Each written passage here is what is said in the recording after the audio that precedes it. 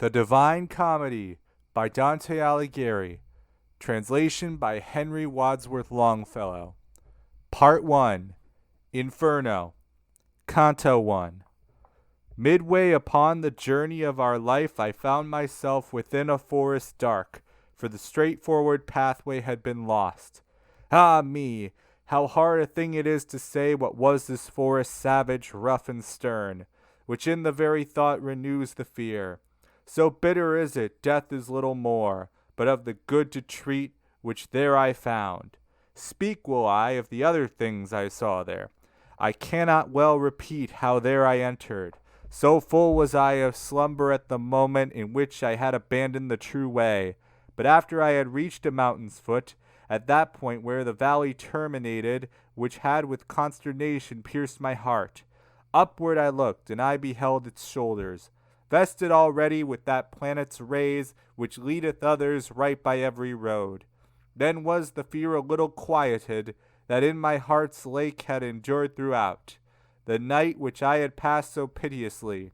And even as he who with distressful breath forth issued from the sea upon the shore, turns to the water perilous and gazes, so did my soul that still was fleeing onward turn itself back to re-behold the pass, which never yet a living person left.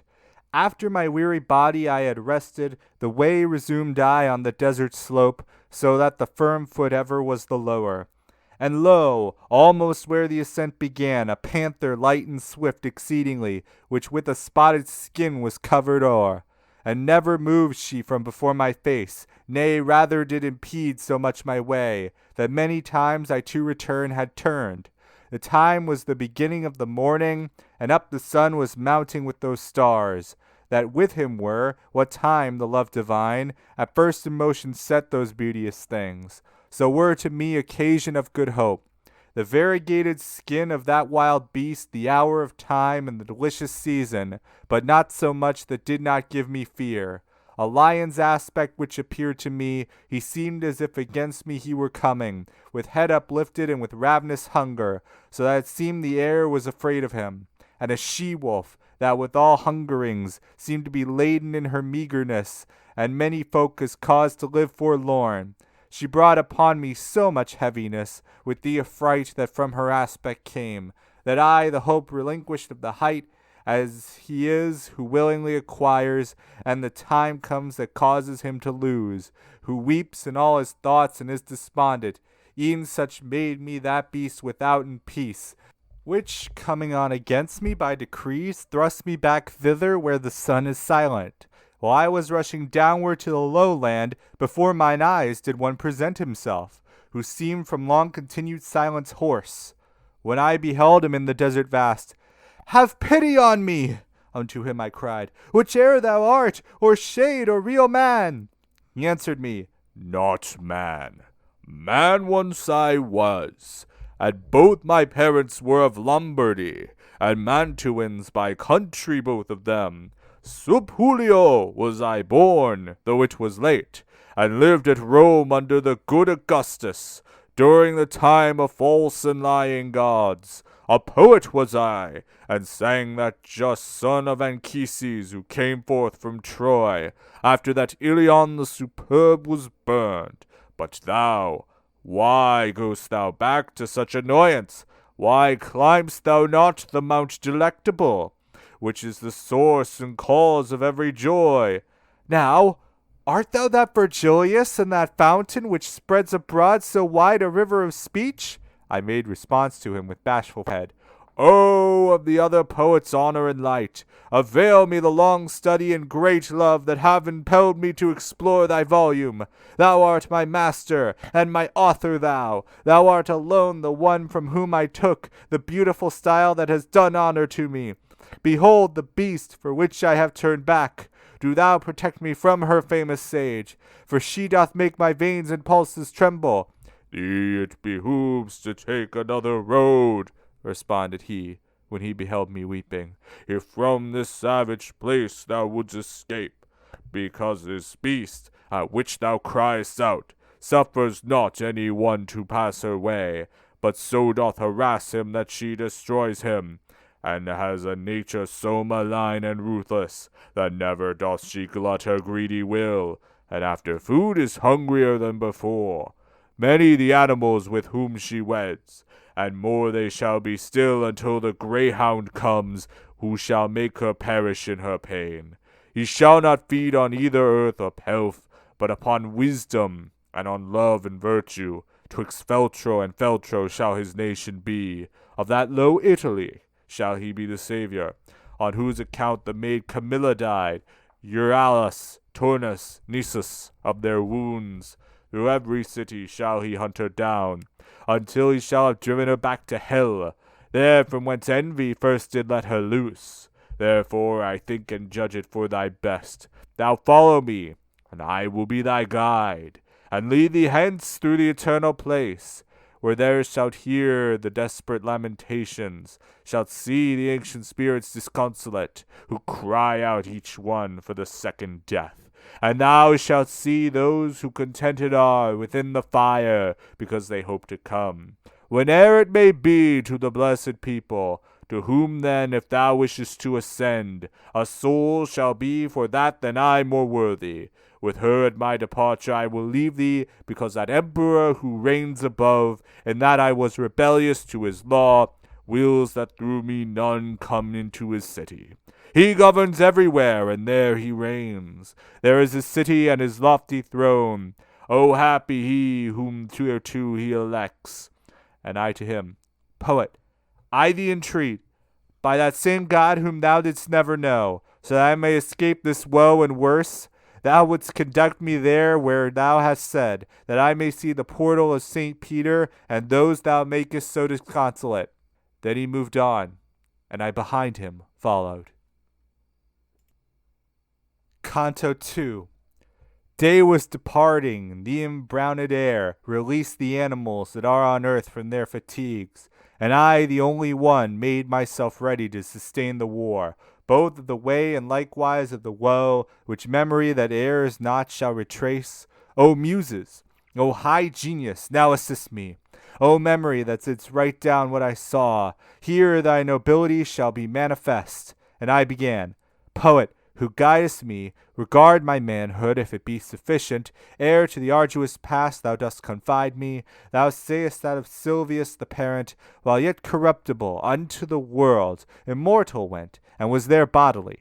But if the adversary of all evil was courteous, thinking of the high effect that issue would from him, and who, and what, to men of intellect unmeet it seems not.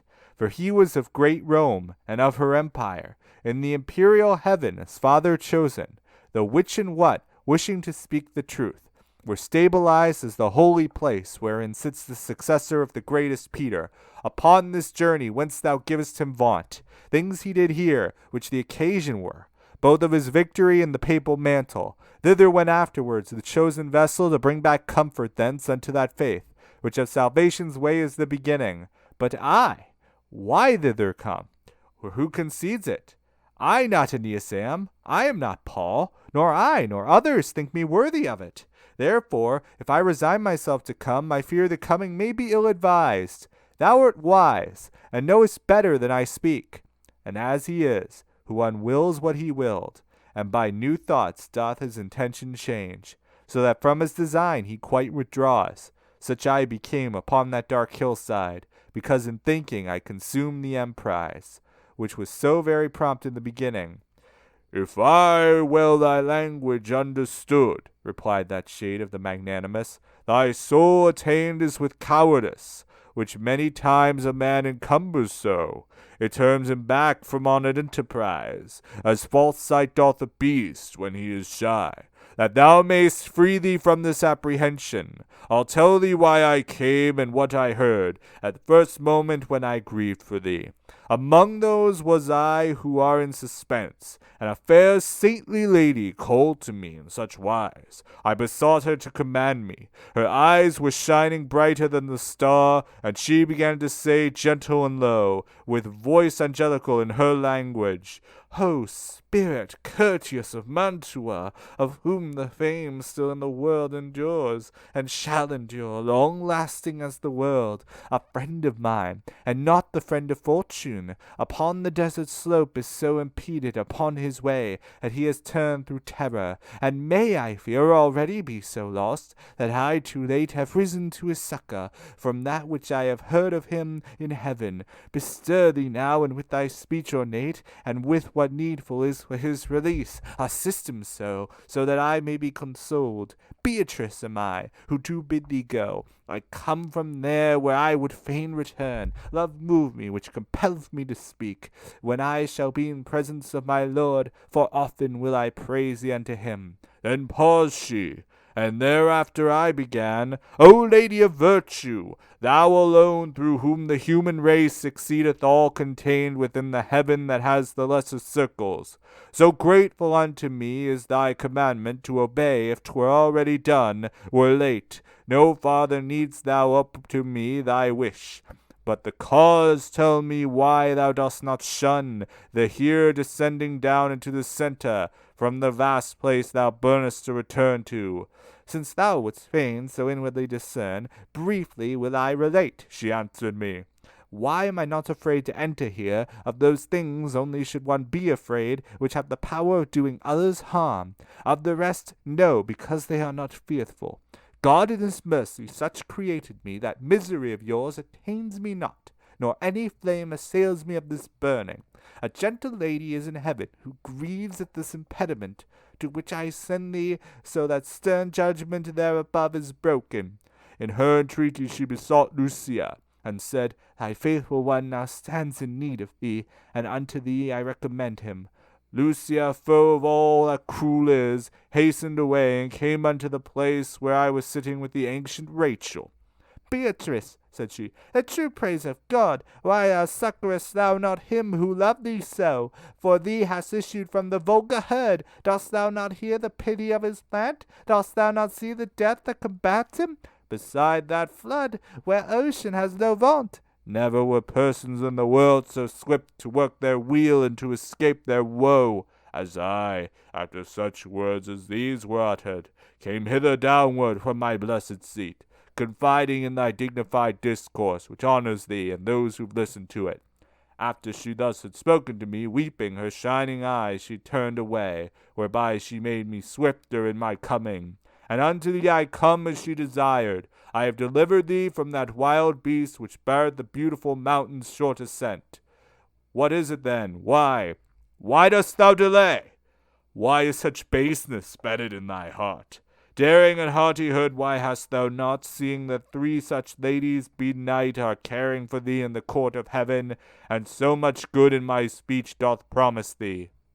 Even as the flowerets by nocturnal chill bow down and close when the sun whitens them, uplift themselves all open onto their stems, such I became with my exhausted strength, and such good courage to my heart their course, that I began like an intrepid person, Oh, she compassionate, who succored me, and courteous thou, who hast obeyed so soon the words of truth which she addressed to thee. Thou hast my heart with so desire disposed the venture with these words of thine, that to my first intent I have returned. Now go, for one sole will is in us both, thou leader, and thou lord, and master thou.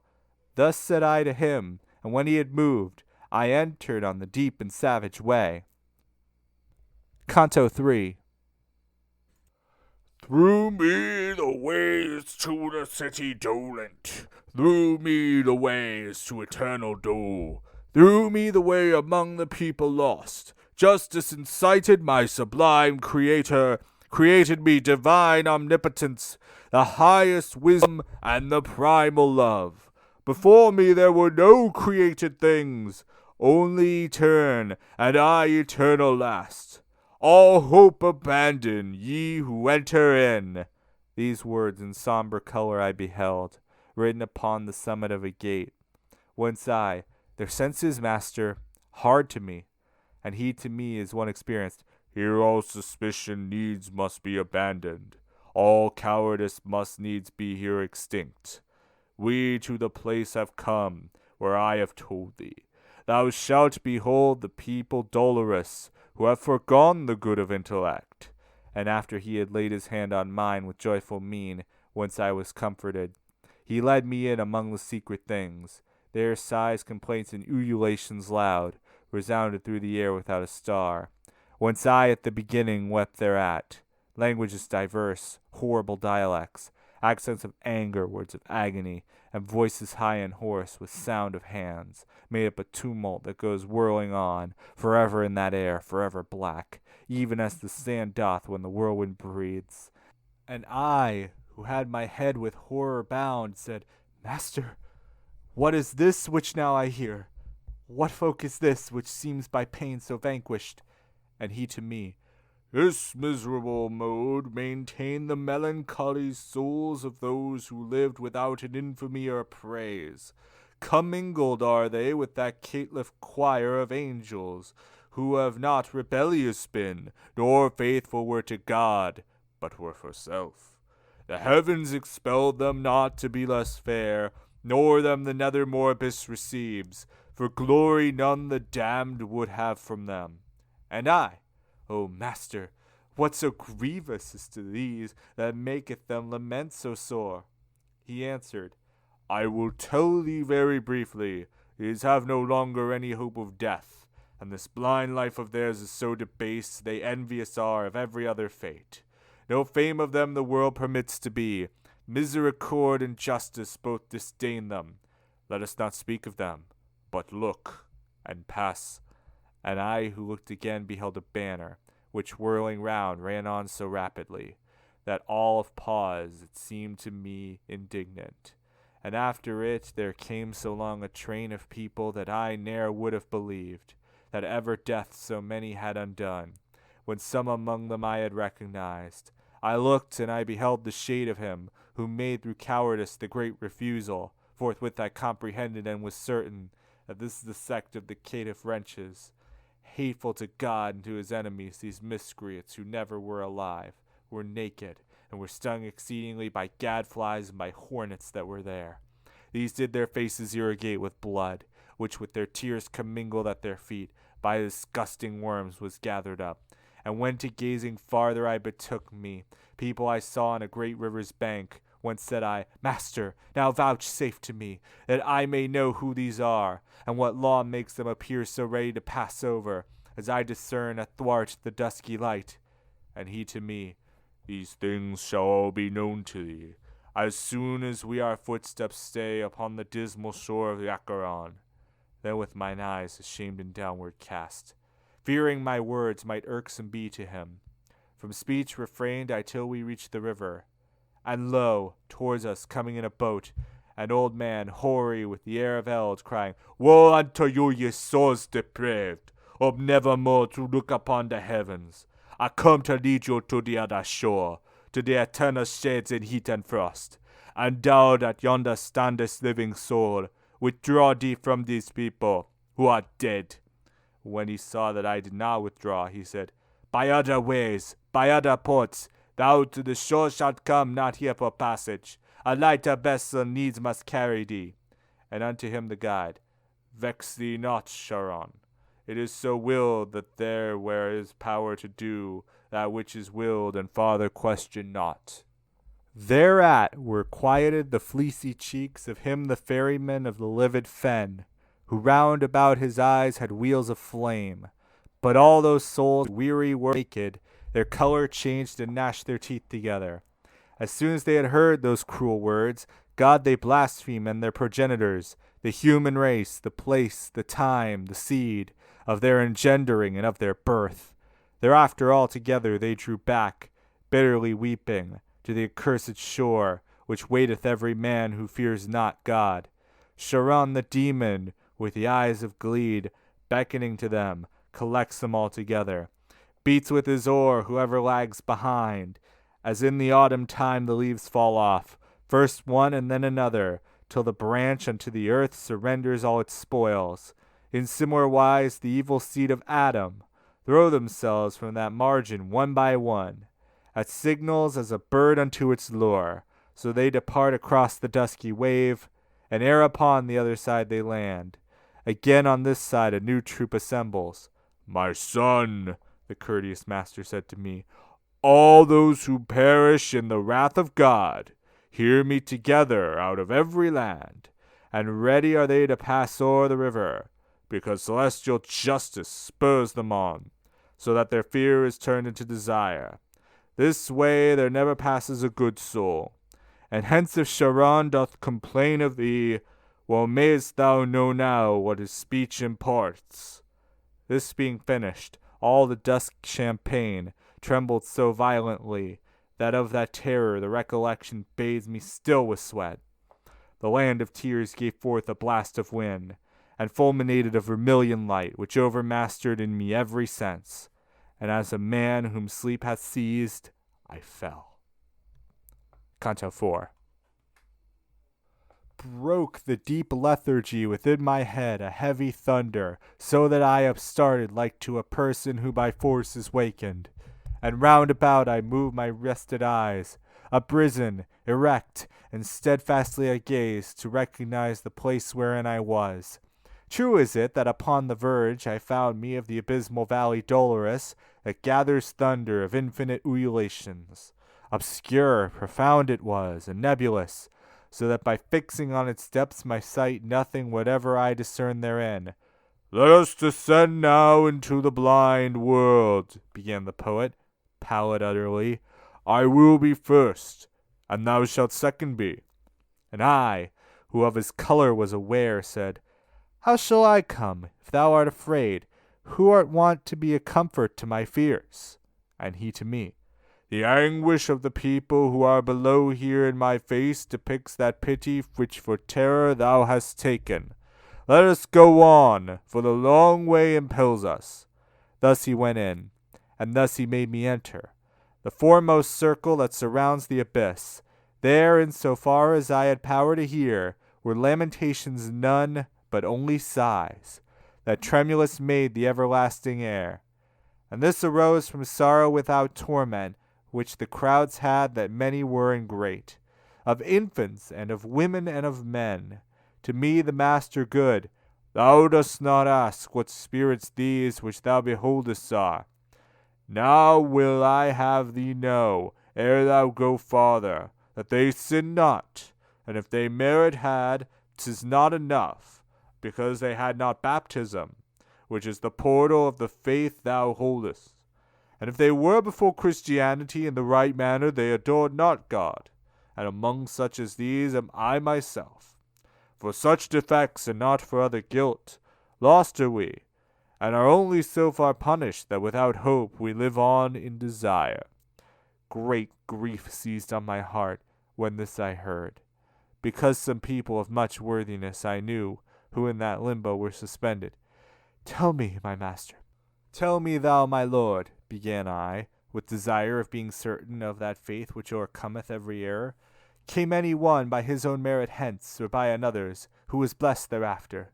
And he, who understood my covert speech, replied, I was a novice in this state when I saw hither come a mighty one, who was sign of victory and coronet.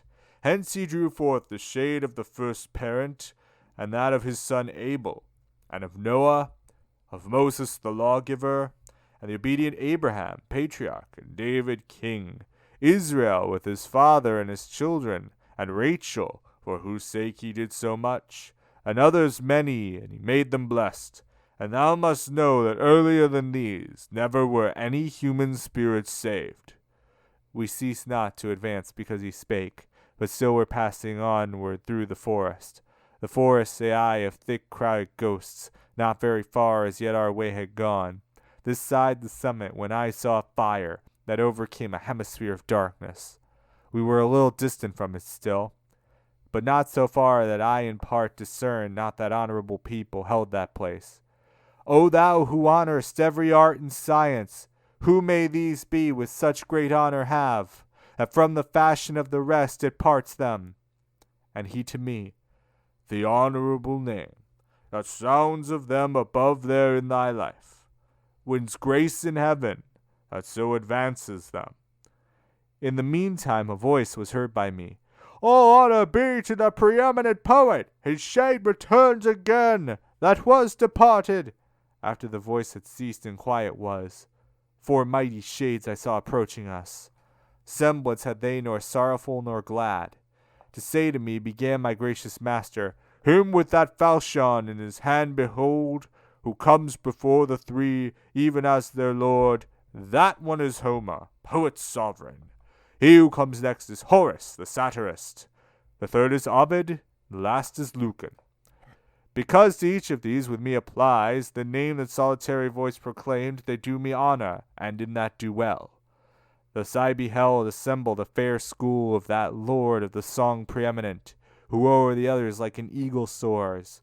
When they together had discoursed somewhat, they turned to me with signs of salutation, and on beholding this my master smiled, and more of honor still, much more they did me, in that they made me one of their own band, so that the sixth was I, mid so much wit. Thus we went on as far as to the light, things saying to be coming to keep silent, as was the saying of them where I was. We came unto a noble castle's foot, 7 times encompassed with lofty walls, defended round by a fair rivulet. This we passed over even as firm ground. Through portals 7 I entered with these sages. We came into a meadow of fresh verdure. People were there with solemn eyes and slow of great authority in their countenance.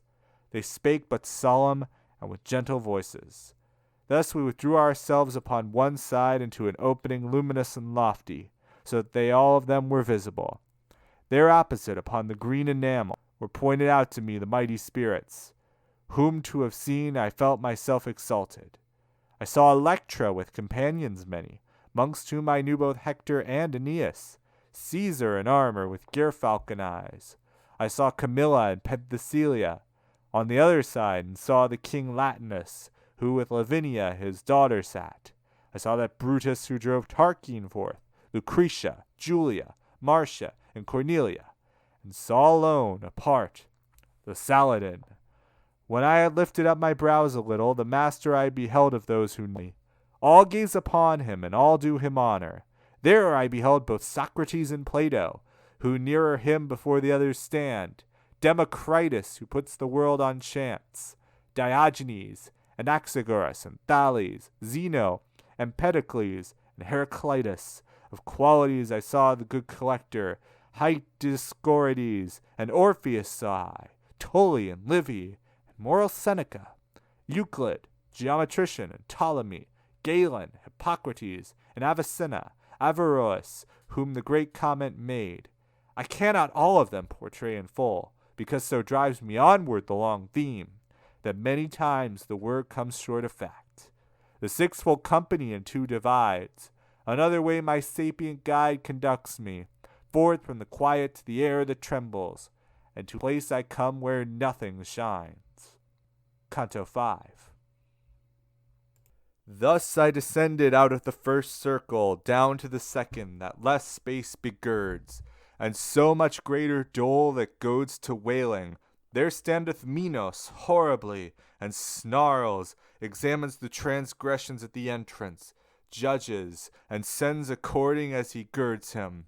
I say that when the spirit evil-born cometh before him, wholly it confesses, and this discriminator of transgressions seeth what place in hell is meet for it, girds himself with his tail as many times as grades he wishes it should be thrust down. Always before him many of them stand. They go by turns, each one unto the judgment. They speak, and hear, and then are downward hurled.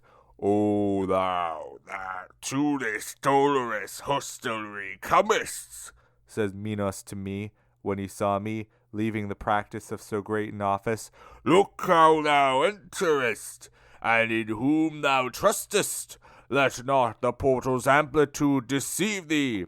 And unto him my guide, why criest thou too? Do not impede his journey fate ordained. It is so willed there where is power to do. That which is willed ask no further question.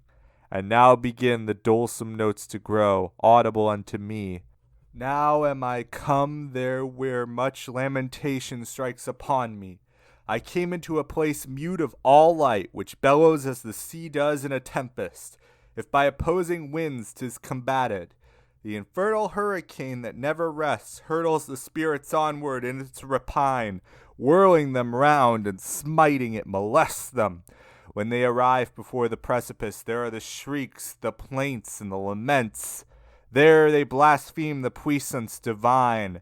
I understood that unto such a torment the carnal malefactors were condemned, who reason subjugate to appetite. And as the winds of starlings bear them on, in the cold season in large band and full, so doth that blast the spirits maledict. It hither, thither, downward, upward drives them. No hope doth comfort them forevermore, not of repose, but even of lesser pain. And as the cranes go chanting forth their lays, making in air a long line of themselves, so saw I cunning, uttering lamentations, shadows borne onward by the aforesaid stress. Whereupon said I, Master, who are those people whom the black air so castigates? The first of those, of whom intelligence thou fain wouldst have. Then said he unto me, The empress was of many languages, to sensual vices she was so abandoned, that lustful she made illicit in her law, to remove the blame to which she had been led. She is Semiramis, of whom we read that she succeeded Ninus and was his spouse. She held the land which now the Sultan rules. Next is she who killed herself for love and broke faith with the ashes of Sichaeus. Then Cleopatra, the voluptuous. Helen I saw, for whom so many ruthless seasons revolved, and saw the great Achilles, who at the last hour combated with love. Paris I saw, Tristan, and more than 1,000 shades did he name and point out with his finger, whom love had separated from our life. After that I listened to my teacher, naming the dames of eld and cavaliers. Pity prevailed, and I was nigh bewildered, and I began, O poet, willingly speak would I to those two who go together, and seem upon the wind to be so light.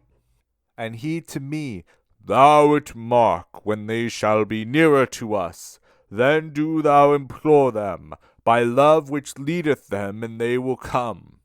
Soon as the wind in our direction sways them, my voice uplift I, O ye weary souls, come speak to us, if no one interdicts it. As turtle doves, called onward by desire, with open and steady wings to the sweet nest, fly through the air by their volition borne, so came they from the band where Dido is, approaching us athwart the air malign. So strong was the affectionate appeal, O living creature, gracious and benignant, who visiting ghosts through the purple air, us who have stained the world incarnadine, if were the King of the universe our friend, we would pray unto him to give thee peace. Since thou hast pity on our woe perverse, of what it pleases thee to hear or speak, that we will hear and we will speak to you. While silent is the wind as it is now, sitteth the city wherein I was born, upon the seashore where the Po descends, to rest in peace with all his retinue. Love, that on gentle heart doth swiftly seize this man for the person beautiful, that was ta'en from me, and still the mode offends me. Love that exempts no one beloved from loving. Seize me with pleasure of this man so strongly, that as thou seest, it doth not yet desert me. Love has conducted us unto one death. Cain awaiteth him who quenched our life. These words were borne along from them to us. As soon as I had heard these souls tormented, I bowed my face, and so long held it down, until the poet said to me, What thinkest? When I made an answer, I began, Alas! How many pleasant thoughts, how much desire, conducted these unto the dolorous pass? Then unto them I turned me, and I spake, and I began, Thine agonies, Francesca, sad and compassionate to weeping make me. But tell me, at the time of those sweet sighs, by what and in what manner love conceded, that you should know your dubious desires? And she said to me, There is no greater sorrow than to be mindful of the happy time and misery, and that thy teacher knows. But if to recognize the earliest wrought of love in us thou hast so great desire, I will do even as he who weeps and speaks. One day we reading were for our delight of Lancelot, how love did him enthrall. Alone we were, and without any fear. Full many a time our eyes together drew, that reading and drove the colour from our faces. But one point only was it that o'ercame us, when as we read of much longed-for smile, being by such a noble lover kissed, this one who ne'er from me shall be divided, kissed me upon the mouth, all palpitating. Galeotto was the book, and he who wrote it. That day no farther did we read therein. And all the while one spirit uttered this, the other one did weep, so that for pity I swooned away as if I had been dying, and fell even as a dead body falls. Canto VI. At the return of consciousness that closed before the pity of those two relations which utterly with sadness had confused me, new torments I behold, and new torments around me, whichsoever way I move, and whichsoever way I turn and gaze. In the third circle am I of the rain, eternal, maledict, and cold, and heavy. Its law and quality are never new. Huge hail and water sombre-hued, and snow, athwart the tenebrous air, pour down on main. Noisome the earth is that receiveth this. Cerberus, monster cruel and uncouth, with his 3 gullets like a dog is barking over the people that are there submerged. Red eyes he has, an unctuous beard and black, and belly large, and armed with claws his hands. He rends the spirits, flays and quarters them. Howl the rain maketh them like unto dogs. One side they make a shelter for the other.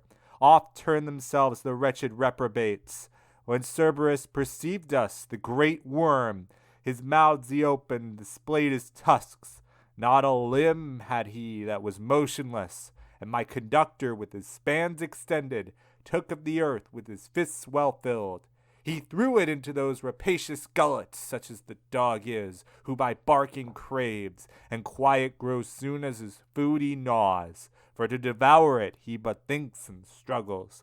The like became those muzzles felt begrimed of Cerberus the demon, who so thunders over the souls that they would fain be deaf. We passed across the shadows which subdues the heavy rainstorm, and we placed our feet upon their vanity that person seems. They were all lying prone upon the earth, excepting one, who sat upright as soon as he beheld us passing on before him. "O thou that art conducted through this hell," he said to me, "recall me if thou canst. Thyself wast made before I was unmade." And I to him, "The anguish which thou hast perhaps doth draw thee out of my remembrance, so that it seems not I have ever seen thee. But tell me who thou art, that in so doleful a place art put, and such punishment, if some are greater, none is so displeasing." And he to me, "Thy city, which is full of envy, so that now the sack runs over, held me within it in life serene. The citizens were wont to call me Shako, for the pernicious sin of gluttony. I, as thou seest, am battered by this rain. And I, sad soul, am not the only one. For all these suffer the like penalty for like sin, and word no more spake he. I answered him, "Shako, thy wretchedness weighs on me, so that weep invites me. But tell me, if thou knowest, to what shall come the citizens of the divided city? If any there be just in the occasion, tell me why so much discord has assailed it." And he to me, "They, after long contention, will come to bloodshed, and the rustic party will drive the other out with much offence. And afterwards behoveth this one fall within 3 sons, and rise again the other. By force of him who now is on the coast, high will it hold his forehead a long while, keeping the other under heavy burdens. Howe'er it weeps thereat and is indignant. The just are 2, and are not understood there. Envy and arrogance and avarice are the 3 sparks that have all hearts enkindled." Here ended he his tearful utterance. And I to him, "I wish thee still to teach me, and make a gift to me of further speech. Farinata and Tegaho, once so worthy, Jacob Ristucci, Arrigo, and Mosca, and others who on good deeds set their thoughts. Say where they are, and cause that I may know them. For great desire constraineth me to learn if heaven doth sweeten them, or hell envenom." And he, They are among the blackest souls. A different sin downweighs them to the bottom. If thou so far descendest, thou canst see them. But when thou art again in the sweet world, I pray thee to the mind of others bring me no more. I tell thee, and no more I answer. Then his straightforward eyes he turned askance, eyed me a little, and then bowed his head. He fell therewith prone like the other blind. And the guide said to me, He wakes no more. This side the sound of the angelic trumpet, when shall approach the hostile potentate. Each one shall find again his dismal tomb, shall reassume his flesh and his own figure, shall hear what through eternity re-echoes. So he passed onward o'er the filthy mixture of shadows and of rain with footsteps slow, touching a little on future life. Wherefore I said, Master, these torments here, will they increase after the mighty sentence, or lesser be? Or will they be as burning? And he to me, Return unto thy science, which wills, as the thing more perfect is, the more it feels of pleasure and of pain. Albeit that this people maledict to true perfection never can attain. Hereafter more than thou they look to be. Round the circle by that road we went, speaking much more, which I do not repeat. We came unto the point where the descent is. There we found Plutus, the great enemy. Canto VII. Papesetan! Papesetan! Alepe! Thus Plutus with his clucking voice began. And that benignant sage, who all things knew, said to encourage me, Let not thy fear harm thee, for any power that he may have shall not prevent thy going down this crag. Then he turned round unto that bloated lip and said, Be silenced, thou accursed wolf! Consume within thyself with thine own rage. Not causeless is this journey to the abyss. Thus it is willed on high where Michael wrought vengeance upon the proud adultery. Even as the sails inflated by the wind together fall involved when snaps the mast, so fell the cruel monster to the earth. Thus we descended into the fourth chasm, gaining still farther on the dulsome shore, which all the woe of the universe ensacks. Justice of God, who heaps up so many new toils and sufferings as I beheld. And why doth our transgression waste us so? As doth the billow thereupon Charybdis, that breaks itself on that which encounters, so here the folk must dance their roundelay. Here I saw people, more than elsewhere, many, on one side and another with great howls, rolling weights forward by main force of chest. They clashed together, and then at that point each one turned backward, rolling retrograde, crying, Why keepest, and why squanderest thou? Thus they returned along the lurid circle, on either hand unto the opposite point, shouting their shameful metre evermore. Then each, when he arrived there, wheeled about, through his half-circle to another joust. And I, who had my heart pierced, as it were, exclaimed, My master, now declare to me what people these are. If all were clerks, these shaven crowns upon the left of us. And he to me, All of them were a squint in intellect in the first life, so much that there with measure they no spending made. Clearly enough their voices bark it forth, whene'er they reach the 2 points of the circle, where sunders them the opposite defect. Clerks those were who no hairy covering have on the head, and popes and cardinals, in whom doth avarice practice its excess. And I, my master, among such as these I ought forsooth to recognize some few, who were infected with these maladies. And he to me, Vain though thou entertainest the undiscerning life which made them sordid, now makes them unto all discernment dim. For ever they shall come to these 2 buildings, these from the sepulchres shall rise again, with the fists closed, and these with tresses shorn. Ill-giving and ill-keeping the fair world have ta'en from them, and placed them in this scuffle. Whate'er it be, no words I adored for it. Now canst thou, son, behold the transient farce of goods that are committed unto fortune, for which the human race each other buffet. For all the gold that is beneath the moon, or ever has been of these weary souls, could never make a single one repose. Master, I said to him, now tell me also, what is this fortune of which thou speakest of, that has the world's goods so within its clutches? And he to me, O creatures imbecile, what ignorance is this which doth beset you? Now will I have thee learn my judgment of her, he whose omniscience everything transcends. The heavens created and gave who should guide them, that every part to every part may shine, distributing the light in equal measure.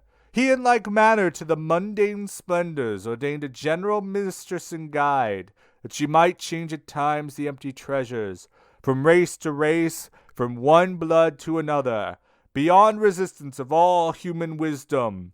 Therefore one people triumphs and another languishes, in pursuance of her judgment, which hidden is, as in the grass a serpent. Your knowledge has no counterstand against her. She makes provision, judges and pursues, her governance as theirs the other gods.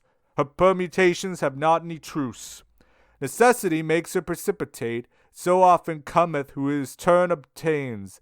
And this is she who is so crucified even by those who ought to give her praise, giving her blame amiss and bad repute. But she is blissful, and she hears it not, among the other primal creatures gladsome. She turns her sphere, and blissful she rejoices. Let us descend now unto greater woe. Already sinks each star that was ascending, when I set out, and loitering is forbidden. We cross the circle to the other bank, near to a fount that boils and pours itself along a gully that runs out of it. The water was more somber far than purse, and we, in company with the dusky waves, made entrance downward by a path uncouth. A marsh it makes, which has the name of Styx, this tristful brooklet, when it has descended down to the foot of the malign grey shores. And I, who stood intent upon beholding, saw people mud besprent in that lagoon, all of them naked, with angry look. They smote each other, not alone with hands, but with the head and with the breast and feet, tearing each other piecemeal with their teeth.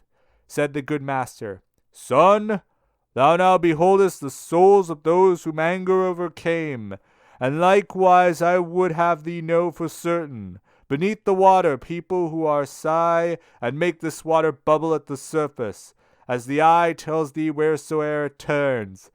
Fixed in the mire, they say, We sullen were in the sweet air by which the sun is gladdened, bearing within ourselves the sluggish reek. Now we are sullen in this stable mire. The hymn they keep gurging in their throats, for with unbroken words they cannot say it. Thus we went circling round the filthy fen, a great arc twixt the dry bank and the swamp, with eyes turned unto those who gorged the mire. Unto the foot of a tower we came at last. Canto VIII. I say, continuing, that long before we to the foot of that high tower had come, our eyes went upward to the summit of it by reason of two flamelets we saw placed there, and from afar another answer them, so far that hardly could the eye attain it. And the sea of all discernment turned, I said, What saith this? And what respondeth that other fire? And who are they that made it? And he to me, Across the turbid waves was expected thou canst now discern, if reek of the morass conceal it not. Cord never shot an arrow from itself that sped away athwart the air so swift. As I beheld a very little boat come o'er the water towards us at that moment, under the guidance of a single pilot, who shouted, Now art thou arrived, fair soul! Phrygius, Phrygius, thou criest out in vain for this once, said my lord. Thou shalt not have us longer than the passing of the slough, as he who listens to some great deceit that has been done to him, and then resent it. Such became Phrygius in his gathered wrath. My guide descended down into the boat, and then he made me enter after him. And only when I entered it seemed laden. Soon as the guide and I were in the boat, the antique prow goes on its way dividing, more of the water than 'tis wont with others. While we were running through the dead canal, uprose in front of me one full of mire, and said, Who art thou that comest ere the hour? And I to him, Although I come, I stay not. But who art thou that hast become so squalid? Thou seest that I am one who weeps, he answered. And I to him, With weeping and with wailing, thou spirit maledict, do thou remain, for thee I know, though thou art all defiled. Then stretched he both his hands unto the boat, whereat my wary master thrust him back, saying, Away there with the other dogs! Thereafter, with his arms, he clasped my neck. He kissed my face and said, "Disdainful soul, blessed be she who bore thee in her bosom. I was an arrogant person in the world. Goodness is none that decks his memory. So likewise here his shade is furious. How many are esteemed great kings up there, who here shall be like unto swine in mire, leaving behind them horrible dispraises. And I, my master, much should I be pleased if I could see him soused into this broth before we issue forth out of the lake." And he to me, "Ere unto thee the shore reveal itself, thou shalt be satisfied. Such a desire 'tis met thou shouldst enjoy." A little after that I saw such havoc made of him by the people of the mire, as still I praise and thank my God for it. They were all shouting, "Ad Filippo Argenti!" And that exasperate spirit Florentine turned round upon himself with his own teeth. We left him there, and more of him I tell not. But on mine ears there smote a lamentation. Whenceforward I intended unbar my eyes, and the good master said, "Even now, my son, the city draweth near, whose name is Dis, with the grave citizens, with the great throng." And I, "Its mosques already, master. Clearly within there in the valley I discern vermilion, as if issuing from the fire they were." And he to me, "The fire eternal that kindles them within makes them look red, as thou beholdest in this nether hell." Then we arrived with the moats profound that circumvallate the disconsolate city. The walls appeared to me to be of iron, not without making first a circuit wide. We came unto a place where loud the pilot cried out to us, "Debark! Here's the entrance!" More than 1,000 at the gates I saw, out of the heavens rained down, who angrily were saying, "Who is this that without death goes through the kingdom of the people dead?" And my sagacious master made a sign of wishing secretly to speak with them. A little then they quelled their great disdain, and said, "Come thou alone, and he be gone who has so boldly entered these dominions. Let him return alone by his mad road. Try if he can, for thou shalt here remain who has escorted him through such dark regions." Think, reader, if I was discomforted at utterance of the accursed words, for never to return here I believed. "O my dear guide, who more than 7 times hast rendered me security, and drawn me from imminent peril that before me stood, do not desert me," said I, "thus undone, and if the going farther be denied us, let us retrace our steps together swiftly." And that Lord, who had led me thitherward, said unto me, "Fear not, because our passage none can take from us, by such is given. But here await me in thy weary spirit, comfort and nourish with a better hope, for in this nether world I will not leave thee." So onward goes, and there abandons me. My father sweet, and I remain in doubt, for no and yes within my head contend. I could not hear what he proposed to them, but with them there he did not linger long, ere each within in rivalry ran back. They closed the portals, those our adversaries, on my lord's breast, who had remained without, and turned to me with footsteps far between. His eyes cast down, his forehead shorn had he. Of all its boldness, he said, with sighs, "Who has denied me to the dullsome houses?" And unto me, "Thou, because I am angry. Fear not, for I will conquer in the trial whatever for defense within be planned. This arrogance of theirs is nothing new, for once they used it at less secret gate, which finding itself without a fastening still, or didst thou behold the dead inscription, and now this side of it descends the steep, passing across the circles without escort, one by whose means the city shall be opened." Canto IX. That hue which cowardice brought out on me, beholding my conductor backward turn, sooner repressed within him his new color. He stopped attentive like a man who listens, because the eye could not conduct him far, through the black air and through the heavy fog. "Still it behoveth us to win the fight," began he, "else such offered us herself. Oh, how I long that someone here arrived." Well, I perceive, as soon as the beginning, he covered up with what came afterward, that they were words quite different from the first, but none the less his saying gave me fear, because I carried out the broken phrase, perhaps to a worse meaning than he had. Into this bottom of the doleful conch doth any e'er descend from the first grade, which for its pain has only hope cut off? This question put I, and he answered me, Seldom it comes to pass that one of us maketh the journey upon which I go. True is it, once before I here below was conjured by the pitiless Erichtho, who summoned back the shades unto their bodies, naked of me short, while the flesh had been before within that wall she made me enter, to bring a spirit from the circle of Judas, that is the lowest region and the darkest, and farthest from the heaven which circles all. Well, I know the way, therefore be reassured. This fen which a prodigious stench exhales encompasses about the city dolent, where now we cannot enter without anger.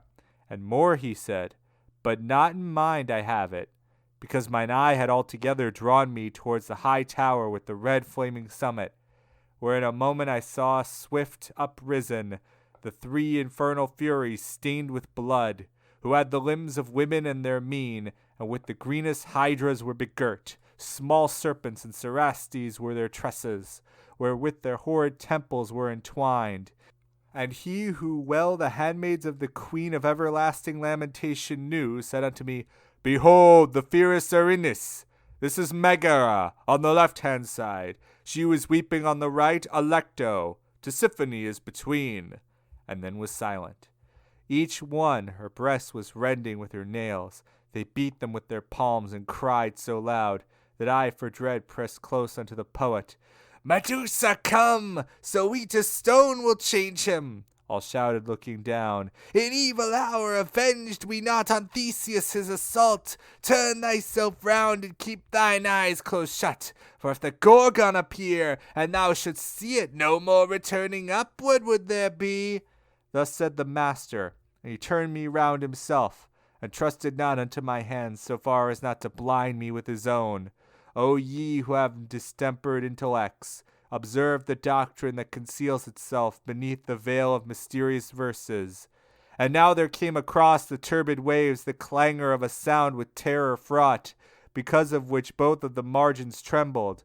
Not otherwise it was than of a wind, impetuous on account of adverse heats, that smites the forest, and without restraint the branches rends, beats down, and bears away. Right onward, laden with dust, it goes superb, and puts to flight the wild beasts and the shepherds. Mine eyes he loosed, and said, Direct the nerve of vision now along that ancient foam, there yonder where that smoke is most intense. Even as the frogs before the hostile serpent across the water scattered all abroad, until each one is huddled in the earth. More than 1,000 ruined souls I saw, thus fleeing from before one who on foot was passing o'er the Styx with souls unwet. From off his face he fanned that unctuous air, waving his left hand off in front of him, and only with that anguish seemed he weary. Well, I perceived one sent from heaven was he, and to the master turned, and he made sign that I should quiet stand and bow before him. Ah, how disdainful he appeared to me! He reached the gate, and with a little rod he opened it, for there was no resistance. O banished out of heaven, people despised! Thus he began upon the horrid threshold. Whence is this arrogance within you couched?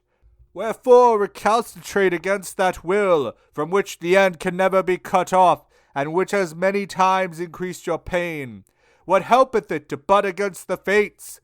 Your Cerberus, if you remember well, for that still bears his chin and gullet peeled.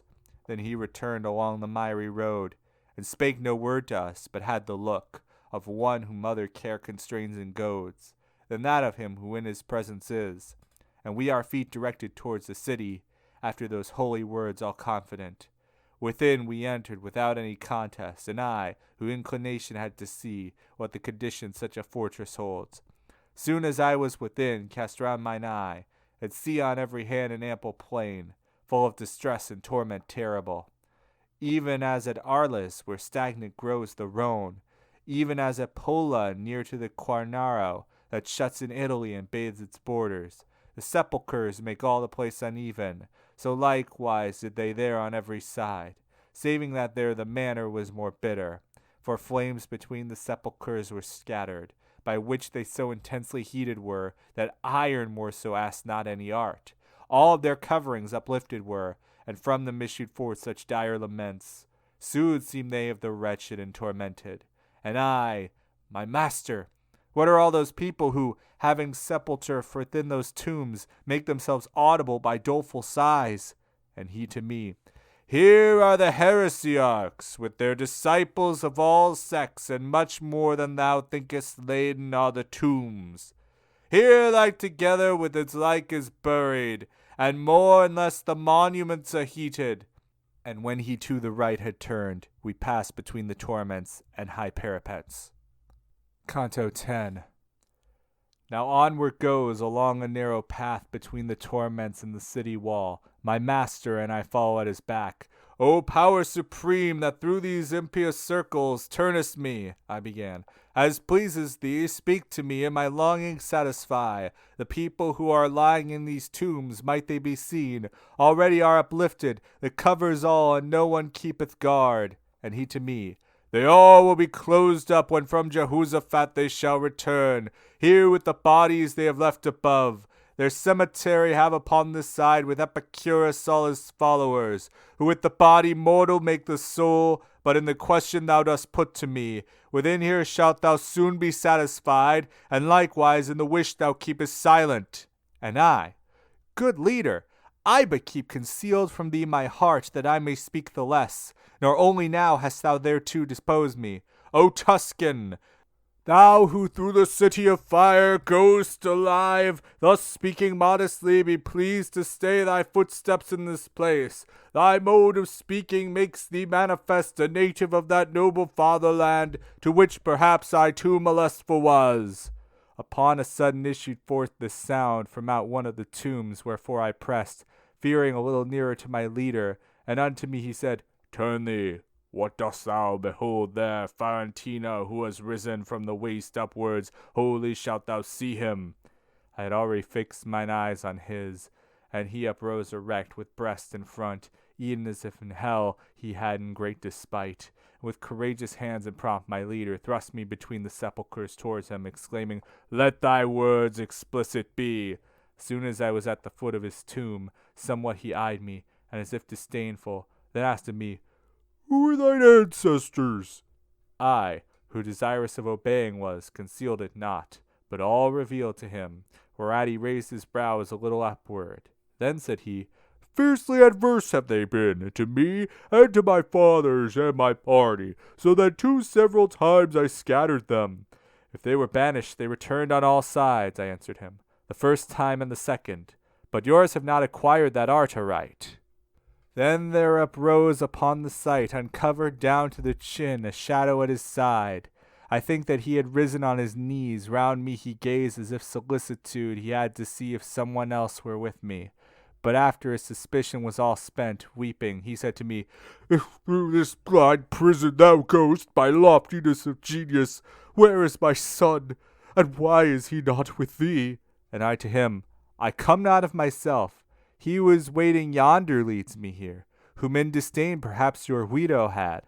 His language and the mode of punishment already unto me had read his name, and on that account my answer was so full. Upstarting suddenly, he cried out, How saidst thou? Is he not alive? Does not the sweet light strike upon his eyes? When he became aware of some delay, which I before my answer made supine, he fell again, and forth appeared no more. But the other, magnanimous, at whose desire I had remained, did not his aspect change. Neither his neck he moved, nor bent his side. And if, continuing his first discourse, they have that art, he said, not learned aright, that more tormenteth me than doth this bed, but 50 times shall not rekindled be the countenance of the lady who reigns here, ere thou shalt know how heavy is that art. And as thou wouldst to the sweet world return, say why that people is so pitiless against my race in each one of its laws. Whence I to him, The slaughter and great carnage which have with crimson stained the Arbia caused such orisons in our temple to be made. After his head he with a sigh had shaken. There I was not alone, he said, nor surely without a cause had with the others moved. But there I was alone, where every one consented to the laying waste of Florence, he who defended her with open face. Ah, so hereafter may your seed repose, I him entreated. Solve for me that knot which has entangled my conceptions here. It seems that you can see, if I hear rightly, beforehand whatsoe'er time brings with it, and the presents have another mode.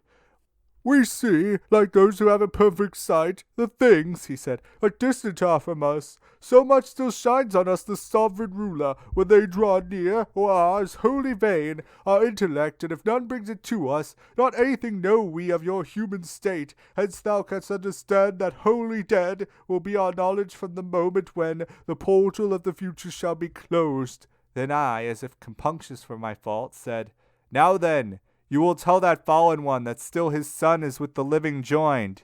And if just now in answering I was dumb, tell him I did it because I was thinking already of the error you have solved me. And now my master was recalling me, wherefore more eagerly I prayed the spirit they would tell me who was with him there. He said, With more than 1,000 here I lie. Within here is the second Frederick and the Cardinal, and of the rest I speak not. Thereon he hid himself. And I towards the ancient poet turned my steps reflecting upon that saying, which seemed hostile to me. He moved along, and afterward thus going, he said to me, Why art thou so bewildered? And I in his inquiry satisfied him. Let memory preserve what thou hast heard against thyself, that sage commanded me. And now attend here, and he raised his finger, when thou shalt be before the radiant sweet of her whose beauteous eyes all things behold. From her thou'lt know the journey of thy life. Unto the left hand then he turned his feet. We left the wall and went towards the middle, along a path that strikes into a valley, which even up there unpleasant made its stench. Canto XI. Upon the margin of a lofty bank which great rocks broken in a circle made, we came upon a still more cruel throng, and there by reason of the horrible access of stench the deep abyss throws out, we drew ourselves aside behind the cover of a great tomb, whereupon I saw writing which said, Pope Anastasius I hold, whom out of the right way Fontius drew. Slow it behoveth our descent be, so that the sense be first a little used to the sad blast, and then we shall not heed it. The master thus, and unto him I said, Some compassion find, that the time pass not idly. And he, Thou seest I think of that, my son, upon the inside of these rocks. Began he then to say, are 3 small circles, from grade to grade, like those which thou art leaving. They all are full of spirits maledict, but that hereafter sight alone suffice thee. Hear how and wherefore they are in constraint of every malice that wins hate in heaven. Injury is the end, and all such end, either by force or fraud, afflicteth the others. But because fraud is man's peculiar vice, more it displeases God, and so stand lowest the fraudulent, and greater dole assails them. All the first circle of the violent is, but since force may be used against 3 persons in 3 rounds, 'tis divided and constructed. To God ourselves and to our neighbor can we use force. I say on them and on their things, as thou shalt hear with reason manifest. A death by violence and painful wounds are to our neighbor given, and in his substance ruin, and arson, and injurious levies, whence homicides and he who smites unjustly, marauders and freebooters, the first round tormenteth all in companies diverse. Man may lay violent hands upon himself and his own goods, and therefore in the second round must perforce without avail repent whoever of your world deprives himself, who games and dissipates his property, and weepeth there where he should jocund be.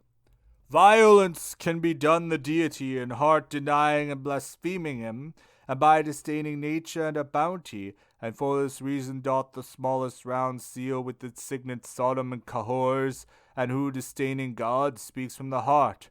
Fraud wherewithal is every conscience stung. A man may practice upon him who trusts, and him who doth no confidence in bursts. This latter mode, it would appear, dissevers only the bond of love which nature makes. Wherefore within the second circle nestle hypocrisy, flattery, and who deals in magic, falsification, theft, and simony, panderers and berators like the filth. By the other mode, forgotten is that love which nature makes, what is after added, from which there is a special faith engendered. Hence in the smaller circle, where the point is of the universe upon which Dis is seated, whoe'er betrays forever is consumed. And I, my master, clear enough proceeds thy reasoning, and full well distinguishes this cavern and the people who possess it. But tell me, those within the fat lagoon, whom the wind drives, and whom the rain doth beat, and who encounter with such bitter tongues, wherefore are they inside of the red city, not punished, if God has them in his wrath? And if he has not, wherefore in such fashion? And unto me said, Why wanders so thine intellect from that which is wont? Or soothe thy mind where it is elsewhere looking? Hast thou no recollection of those words with which thine ethics thoroughly discusses the dispositions three, that heaven abides not? Incontinence, and malice, and insane bestiality. Now incontinence, lest God offendeth, and lest blame attracts. If thou regardest this conclusion well, and to thy mind recallest who they are that upon outside are undergoing penance, clearly wilt thou perceive why from these felons they separated are, and why less wroth justice divine doth smite them with his hammer. O sun, that healest all distempered vision, thou dost content me so when thou resolvest that doubting please me no less than knowing.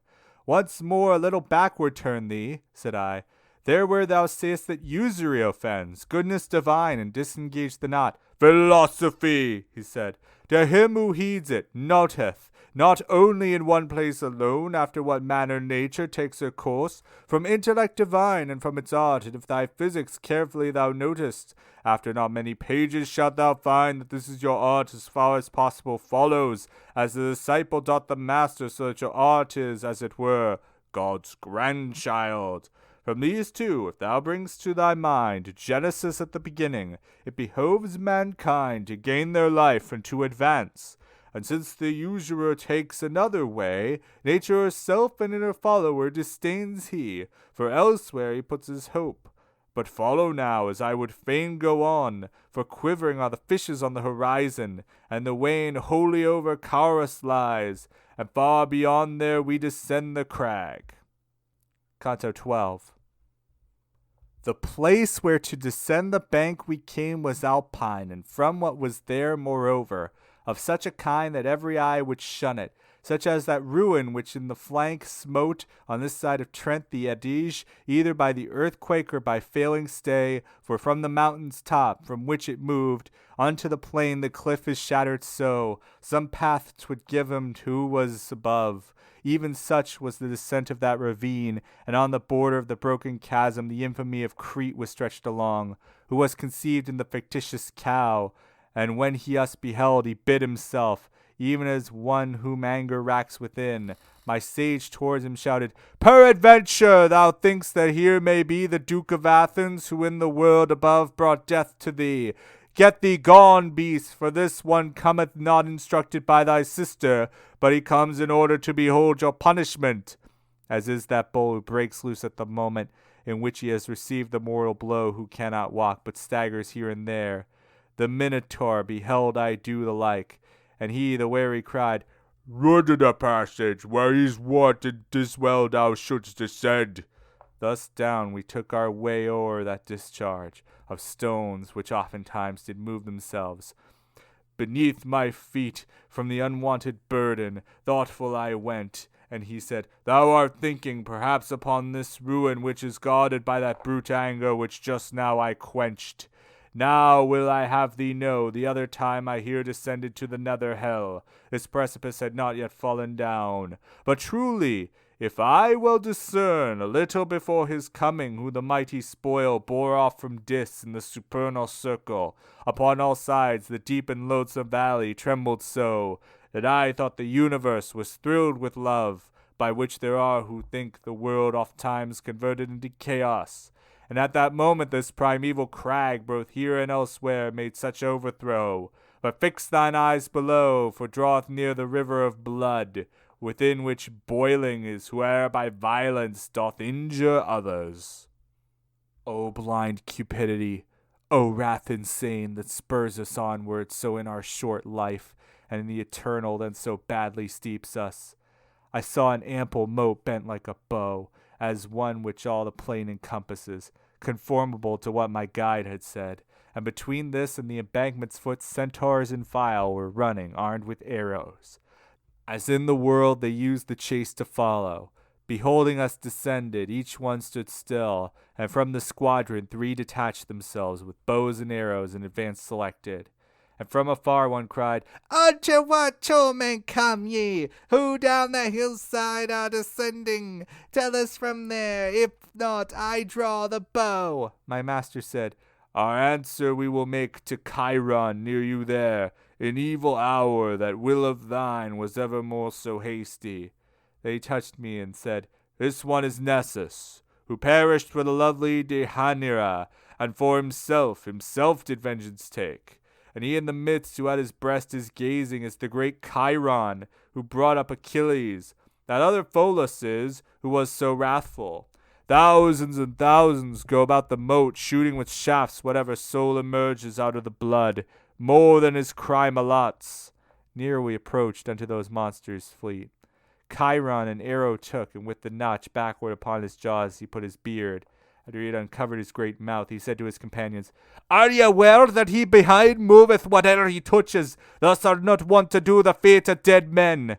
And my good guide, who now was at his breast, where the 2 natures are together joined, replied, "Indeed he lives, and thus alone me it behooves to show him the dark valley. Necessity and not delight impels us. Someone withdrew from singing Hallelujah, who unto me committed this new office. No thief is he, nor I a thievish spirit, but by that virtue through which I am moving my steps along the savage thoroughfare, give us some one of thine to be with us, and who may show us where to pass the ford, and who may carry this one on his back, for 'tis no spirit that can walk the air." Upon his right breast Chiron wheeled about, and said to Nessus, "Turn and do thou guide them, and warn aside if other band may meet ye." We with our faithful escort onward moved, along the brink of the vermilion boiling, wherein the boiled were uttering loud laments. People I saw within up to the eyebrows, and the great centaur said, "Tyrants are these, who dealt in bloodshed and pillaging. Here they lament their pitiless mischiefs. Here is Alexander and fierce Dionysius, who upon Sicily brought dolorous years. That forehead there, which has the hair so black, is Azulin, and the other is blonde, Obizos of Este, who in truth upon the world was by his stepson slain." Then I turned to the poet, and he said, "Now he be first to thee, and second I." A little farther on, the centaur stopped above a folk who far down at the throat seemed from that boiling stream to issue forth. A shade he showed us on one side alone, saying, "He cleft asunder in God's bosom the heart that still upon the Thames is honoured." Then people saw I, who from out the river lifted their heads, and also all the chests, and many among these I recognized. Thus ever more and more grew shallower that blood, so that the feet alone it covered. And there across the moat our passage was. "E'en as thou here upon this side beholdest the boiling stream that aye diminishes," the centaur said, "I wish thee to believe that on this other more and more declines its bed, until it reunites itself where it behoveth tyranny to groan. Just as divine upon this side is Godin that Attila, who was a scourge on the earth, and Paris, and Sextus, and forever milks the tears with which the boiling it unseals in Rainier de Corneto and Rainier Pazzo, who made upon the highways so much war." Then back he turned, and passed again the ford. Canto XIII. Not yet had Nessus reached the other side when we had put ourselves within a wood that was not marked by any path whatever, not foliage green but of a dusky color, not branches smooth but gnarled and intertangled. Not apple trees were there, but thorns with poison. Such tangled thickets have not, nor so dense, those savage wild beasts that in hatred hold twixt Cecina and Corneto the tilled places. There do the hideous harpies make their nests, who chase the Trojans from the Stropades, with sad announcement of impending doom. Broad wings have they, and necks and faces human, and feet with claws, and their great bellies fledged. They make laments upon the wondrous trees. And the good master, "Ere thou enter farther, know that thou art within the second round." Thus he began to say, "And shalt be till thou comest out upon the horrible sand. Therefore look well around, and thou shalt see things that will credence give unto my speech. I heard on all sides lamentations uttered, and person none beheld who I might make them. Whence utterly bewildered I stood still. I think he thought that I perhaps might think so many voices issued through those trunks, from people who concealed themselves for us. Therefore the master said, If thou break off some little spray from any of these trees, the thoughts thou hast will wholly be made vain. Then stretched I forth my hand a little forward, and plucked a branchlet off from great thorn. And the trunk cried, Why dost thou mangle me? After it had become brown with blood, it recommenced its cry, Why dost thou rend me? Hast thou no spirit of pity whatsoever? Men once we were, and now are changed to trees. Indeed, thy hand should be more pitiful, even if the souls of serpents we had been. As out of a green brand that is on fire at one of the ends, from the other drips, and hisses with the wind that is escaping. So from that splinter issued forth together both words and blood, whereat I let the tip fall, and stood like a man who is afraid. Had he been able sooner to believe, my sage made answer, O thou wounded soul, what only in my verses he has seen, not upon thee had he stretched forth his hand, whereas the thing incredible has caused me to put him to an act which grieveth me. But tell him who thou wast, so that by the way of some amends thy fame he may refresh up on the world, to which he can return. And the trunk said, So thy sweet words allure me, I cannot silent be, and you be vexed not, that I a little to discourse am tempted.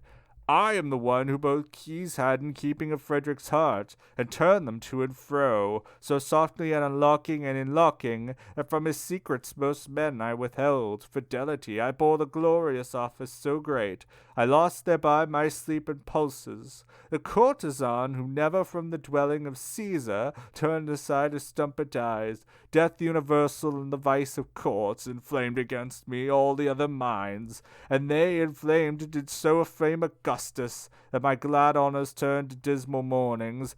My spirit in disdainful exultation, thinking by design to escape disdain, made me unjust against myself, the just. I, by the roots unwanted of this wood, do swear to you, that never broke I faith unto my lord, who is so worthy of honour.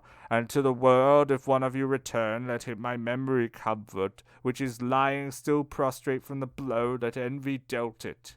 Waited a while, and then, Since he is silent, the poet said to me, lose not the time, but speak and question him if more may please thee. Whence I to him, Do thou again inquire concerning what thou thinkest will satisfy me, for I cannot, such pity is in my heart.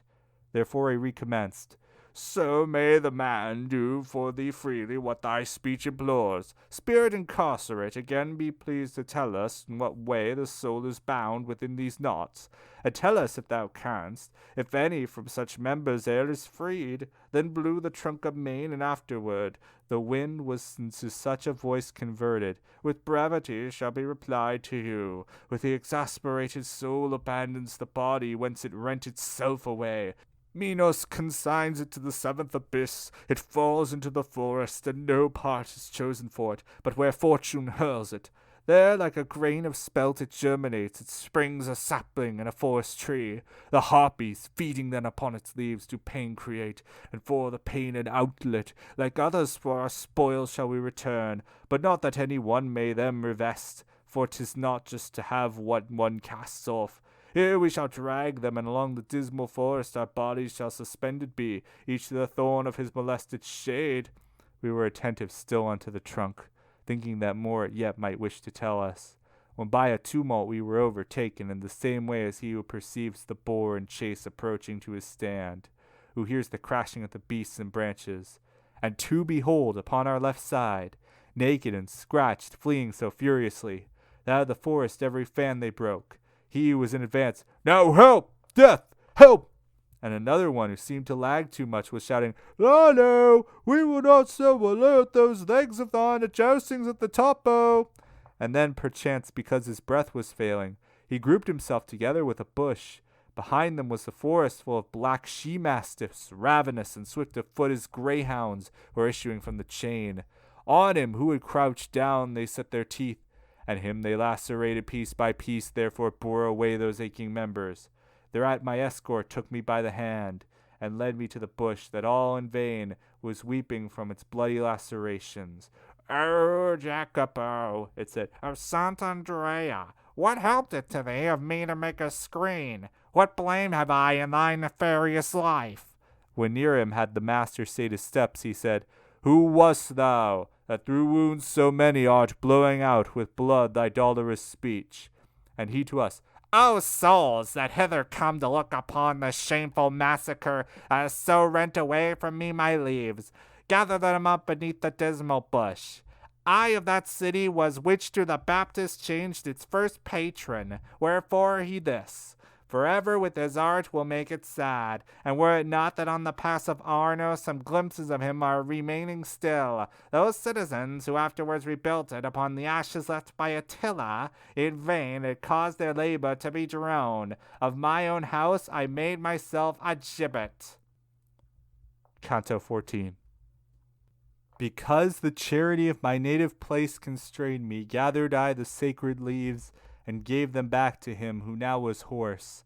Then came we to the confine where disparted the second round is from the third, and where a horrible form of justice is beheld clearly to manifest these novel things.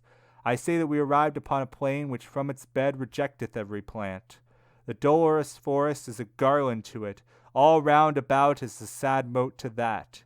There close upon the edge we stayed our feet. The soil was of an arid and thick sand, not of another fashion made than that which by the feet of Cato once was pressed. Vengeance of God, O how much oughtest thou, by each one to be dreaded who doth read, that which was manifest unto mine eyes. Of naked souls beheld I many herds, who all were weeping very miserably, and over them seemed set a law diverse. Supine upon the ground some folk were lying, and some were sitting all drawn up together, and others went about continually. Those who were going round were far the more, and those were less who lay down to their torment, but had their tongues more loosened to lamentation. O'er all the sad waste with gradual fall were raining down dilated flakes of fire, as of the snow on Alp without a wind. As Alexander in those torrid parts of India beheld upon his host flames fall unbroken till they reached the ground, whence he provided with his phalanxes to trample down the soil, because the vapor better extinguished was while it was single. Thus, when descending the eternal heat, whereby sand was set to fire like tinder, beneath the steel for doubling of the dole, without repose forever was the dance of miserable hands, now there, now here, shaking away from off them the flesh gleeds. "Master," began I, "thou who overcomest all things except the demon's dire that issued against us at the entrance of the gate, who is that mighty one who seems to heed not the fire, and lieth lowering and disdainful, so that the rain seems not to ripen him?" And he himself, who had become aware that I was questioning my guide about him, cried, "Such as I was living am I dead. If Jove should weary out his smith, from whom he seized in anger the sharp thunderbolt, wherewith upon the last day I was smitten, and if he wearied out by turns the others in Mongibello at the swarthy forge, vociferating, 'Help, God Vulcan, help!' even as he did there at the fight of the Phlegra, and shot his bolts at me with all his might, he would not have thereby a joyous vengeance." Then did my leader speak with such great force that I had never heard him speak out so loud. "O Capanus, and that is not extinguished thine arrogance, thou punished art the more. Not any torment saving thine own rage would be unto thy fury pain complete." Then he turned round to me with better lips, saying, "One of the 7 kings was he who Thebes besieged and held, and seems to hold God in disdain, and little seems to prize him. But, as I said to him, his own despites are for his breast the fittest ornaments. Now follow me, and mind thou do not place as that thy feet upon the burning sand, but always keep them close unto the wood."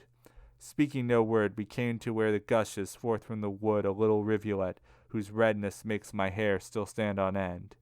As from the bullock came springs the brooklet, the sinful woman laid her share among them. So downward through the sand went its way. The bottom of it and both sloping banks were made of stone, and the margins at the side whence I perceived that there the passage was.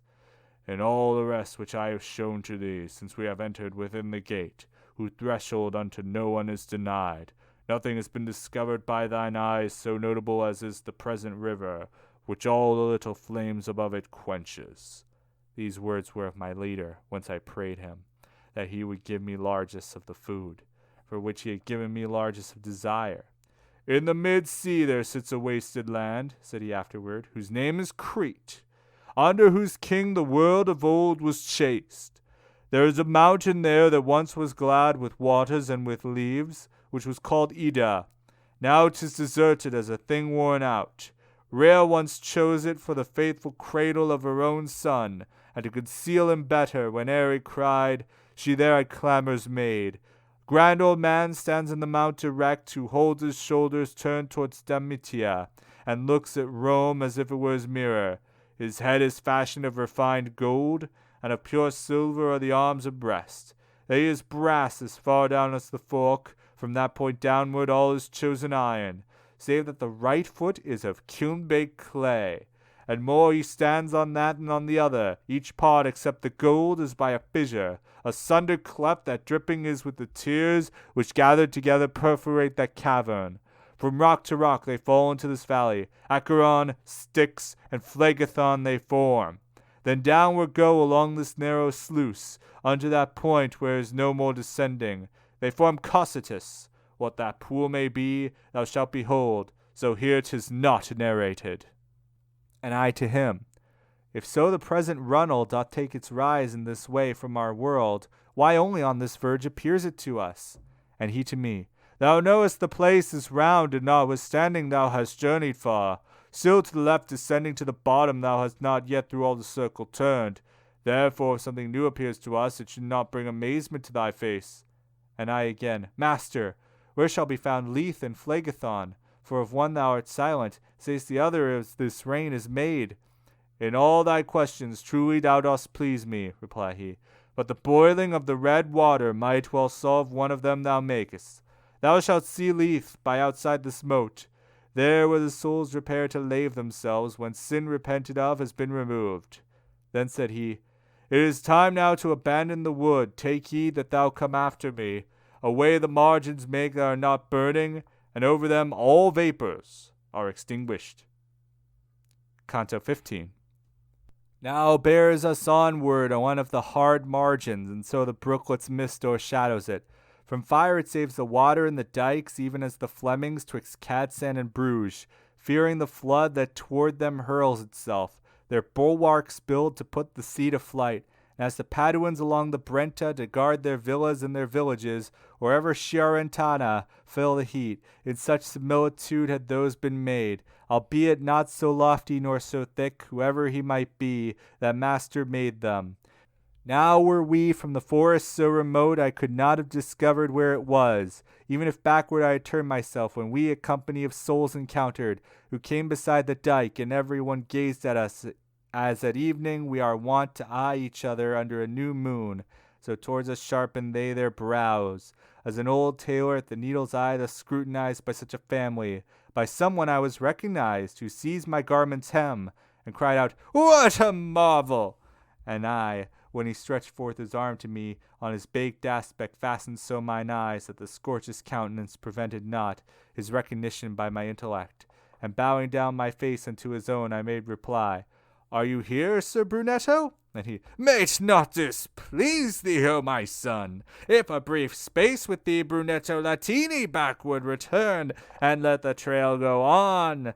I said to him, With all my power I ask it. If you wish me to sit down with you, I will, if he please, for I go with him. O son, he said, whoever of this herd a moment stops lies in 100 years, nor fans himself when smiteth him the fire. Therefore go on. I at thy skirts will come, and afterward will I rejoin my band, which goes lamenting its eternal doom. I did not dare to go down from the road level to walk with him, but my head bowed. I held as one who goeth reverently. And he began, What fortune or what fate before the last day leadeth thee down here? And who is this that showeth thee the way? Up there above us in the life serene, I answered him. I lost me in a valley, wherever yet my age had been completed. But yestermorn I turned my back upon it. This one appeared to me returning thither, and homeward leadeth me along this road. And he to me, If thou thy star do follow, thou canst not fail thee of a glorious port. If well I judged in life beautiful, and if I had not died so prematurely, seeing heaven thus benignant unto thee, I would have given thee comfort in the work. But that ungrateful and malignant people, which of old time from Fezole descended, and smacks of the mountain and the granite, will make thyself for thy good deeds thy foe, and it is right, for among crabbed solbs it ill befits the sweet fig to bear fruit.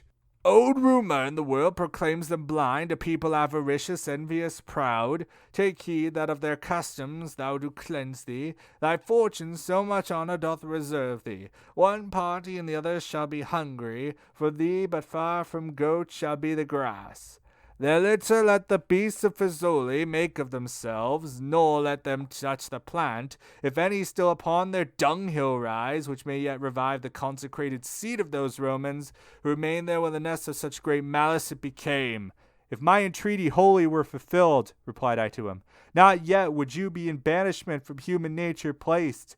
For my mind is fixed and touches now my heart the dear and good paternal image of you, when in the world from hour to hour you taught me how a man becomes eternal, and how much I am grateful while I live, behooves that in my language be discerned. What you narrate of my career I write, and keep it to be glossed with other texts by a lady who can do it, if I reach her. This much will I have manifest to you, provided that my conscience do not chide me.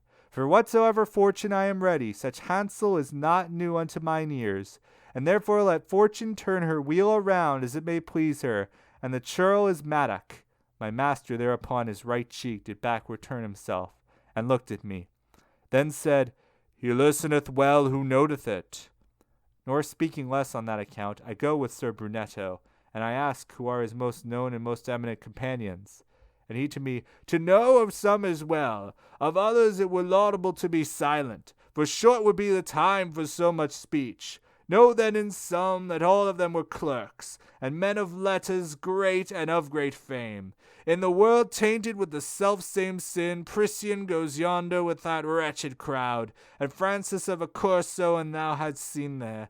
Thou hadst had a hankering for such scurf, that one who by the servant of the servants from Arno was transferred to Bascioglione, where he has left his sin-excited nerves. More would I say, but coming and discoursing can be no longer, for that I behold new smoke uprising yonder from the sand. A people comes with whom I may not be. Commended unto thee be my tesoro, in which I still live, and no more I ask. Then he turned round, and seemed to be of those who at Verona run for the green mantle across the plain, and seemed to be among them, the one who wins, and not the one who loses. Canto XVI. Now was I where was heard the reverberation of water falling into the next round, like to that humming which the beehives make, when shadows three together started forth, running from out a company that passed. Beneath the reign of the sharp martyrdom, towards us came they, and each one cried out, Stop thou! For by thy garb to us thou seemest to be some one of our depraved city. Ah me, what wounds I saw upon their limbs, recent and ancient by the flames burnt in. It pains me still but to remember it. Unto their cries my teacher paused attentive. He turned his face towards me, and, Now wait, he said, to these we shall be courteous. And if it were not for the fire that darts the nature of this region, I should say that haste were more becoming thee than them. As soon as we stood still, they recommenced. The old refrain when they overtook us formed of themselves a wheel, all three of them, as champions stripped and oiled are wont to do, watching for their advantage in their hold. Before they come to blows and thrusts between them, thus, wheeling round, did every one his visage direct to me, so that in opposite wise his neck and feet continual journey made. And, if misery of this soft place bring in disdain ourselves and our entreaties, began one, and our aspect black and blistered, let the renown of us thy mind incline to tell us who thou art, who thus securely thy living feet dost move along through hell. He in whose footprints thou dost see me treading, naked and skinless though he now may go, was of a greater rank than thou dost think. He was the grandson of the good Goldrada. His name was Guido Gura, and his life much he did with his wisdom and his sword. The other, who close by me treads the sand, Tejayo Aldobrandi is, whose fame above there in the world should welcome be. And I was with them on the cross and placed. Jacobo Rusticucci was, and truly my savage wife more than aught else doth harm me. Could I have been protected from the fire? Below I should have thrown myself among them, and think the teacher would have suffered it. But as I should have burned and baked myself, my terror overmastered my good will, which made me greedy of embracing them. Thus I began. Sorrow and not disdain. Did your condition fix within me so, that tardily it wholly is stripped off? As soon as this my lord said unto me words, on account of which I thought within me, that people such as you are were approaching, I of your city am, and evermore your labors and your honorable names I with affection have retraced and heard. I leave the Gaul, and go for the sweet fruits promised to me by the voracious leader, but to the center first I needs must plunge.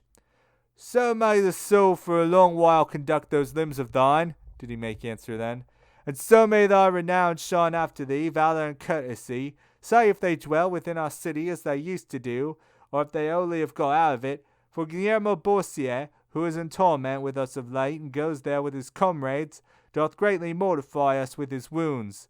The new inhabitants and the sudden gains, pride and extravagance having thee engendered, Florence, so that thou weepst thereafter already. In this wise I exclaimed with face uplifted, and three, taking that for my reply, looked at each other, as one looks at truth. If other times so little it doth cost thee, replied they all, to satisfy another, happy art thou thus speaking at thy will. Therefore, if thou escape from these dark places, and come to re-behold the beauteous stars, when it shall pleasure thee to say, I was, see that thou speak of us unto the people. Then they broke up the wheel, and in their flight it seemed as if their agile legs were wings.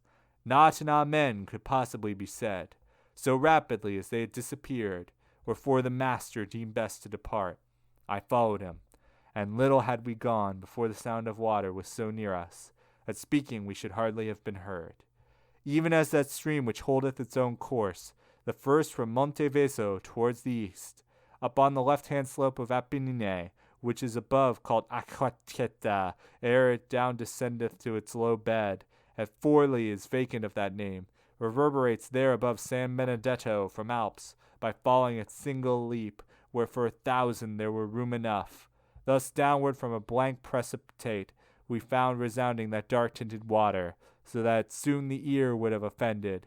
I had a cord around me girt, and therewithal I whom had designed to take the panther with the painted skin, after this had all from me unloosed.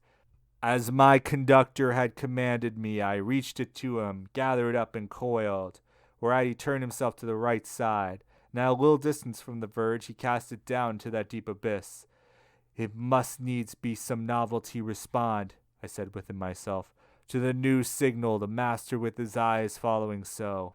Ah me, how very cautious men should be with those who not alone behold the act, but with their wisdom look into the thoughts.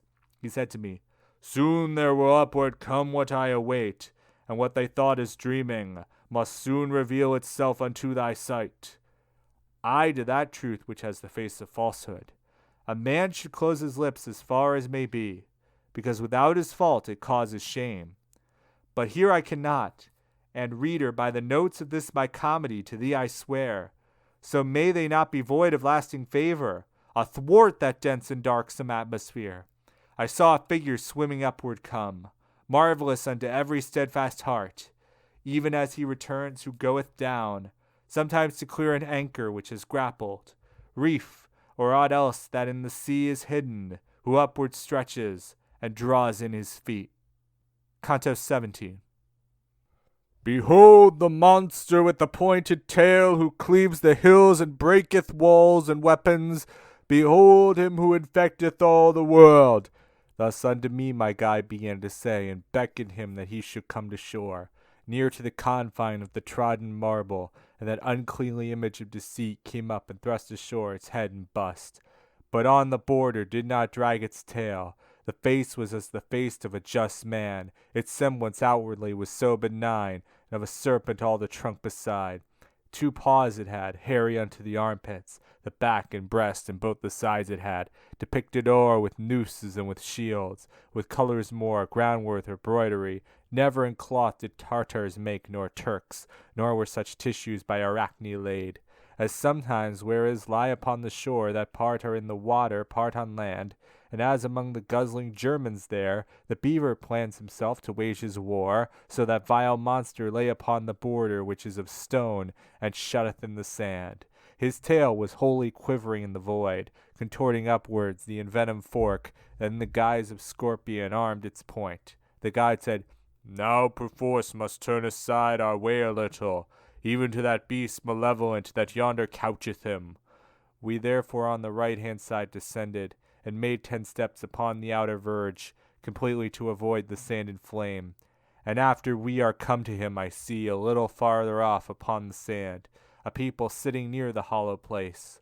Then said to me the master, So that full experience of this round thou bear away, now go and see what their condition is. There let thy conversation be concise, till thou returnest I will speak with him, that he can see to us his stalwart shoulders. Thus further still, upon the outermost head of that 7th circle, all alone I went, where sat the melancholy folk. Out of their eyes was gushing forth their woe, this way, that way, they helped them with their hands. Now from the flames, and now from the hot soil. Not otherwise in summer do the dogs, now with the foot, now with the muzzle, when by fleas or flies or gadflies they are bitten. When I had turned mine eyes upon the faces of some, on whom the dolorous fire is falling, not one of them I knew, but I perceived that from the neck of each there hung a pouch, which certain color had, and certain blazon, and thereupon it seems their eyes are feeding. And as I gazing round me come among them, upon a yellow patch I azure saw, that had the face and posture of a lion. Proceeding then the current of my sight, another of them saw I, red as blood, display a goose more white than butter is. And one who with an azure sow and gravid emblazoned had his little pouch of white, said unto me, What dost thou in this moat? Now get thee gone, and since thou art still alive, know that a neighbor of mine, Vittoriano, will have his seat here on my left-hand side. Paduan I am with these Florentines, for many a time they thunder in mine ears, exclaiming, Come the sovereign cavalier, he who shall bring the satchel with 3 goats. Then twisted he his mouth, and forth his thrust, his tongue like to an ox that licks its nose, and fearing lest my longer stay might vex him who had warned me not to tarry long. Backwards I turned me from those weary souls.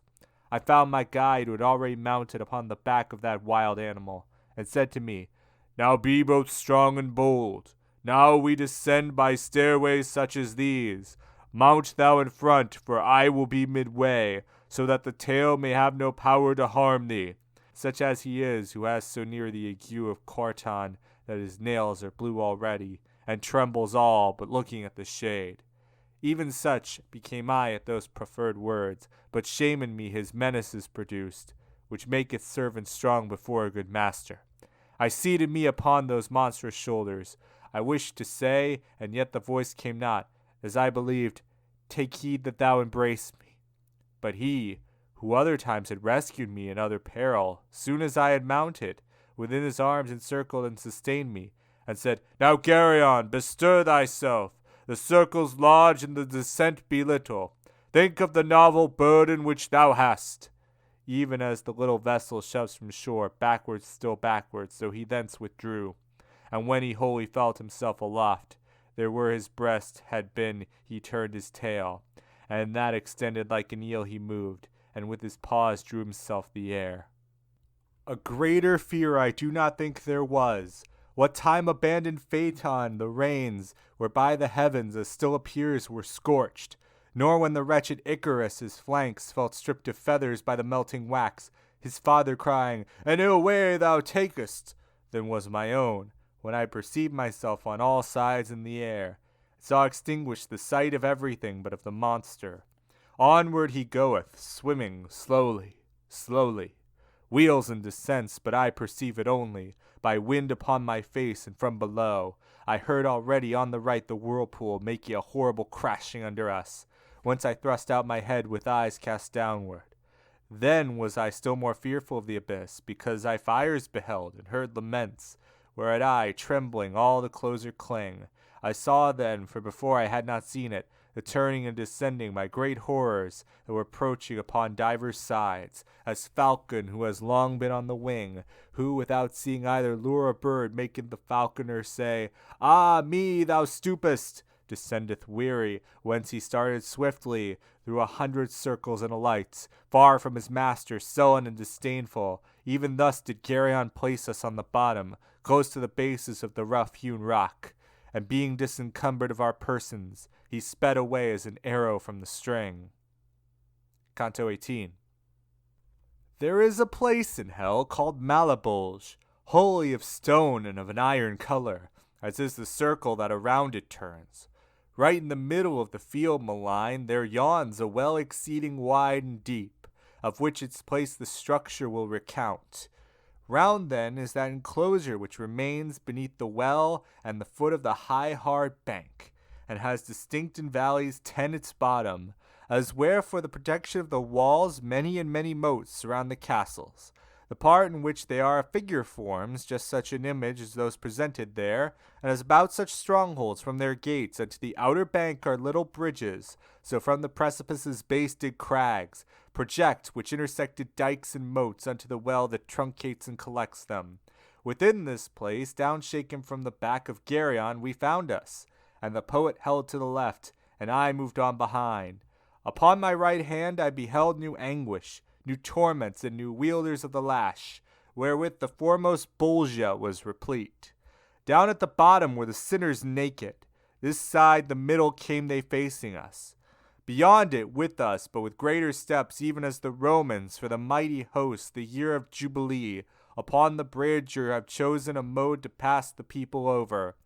For all upon one side towards the castle their faces have, and go unto St. Peter's. On the other side they go towards the mountain. This side and that, along the livid stone, beheld I horned demons with great scourges, who cruelly were beating them behind. Ah me! How they did make them lift their legs at the first blows, and soothed not any one the second waited for, nor for the third.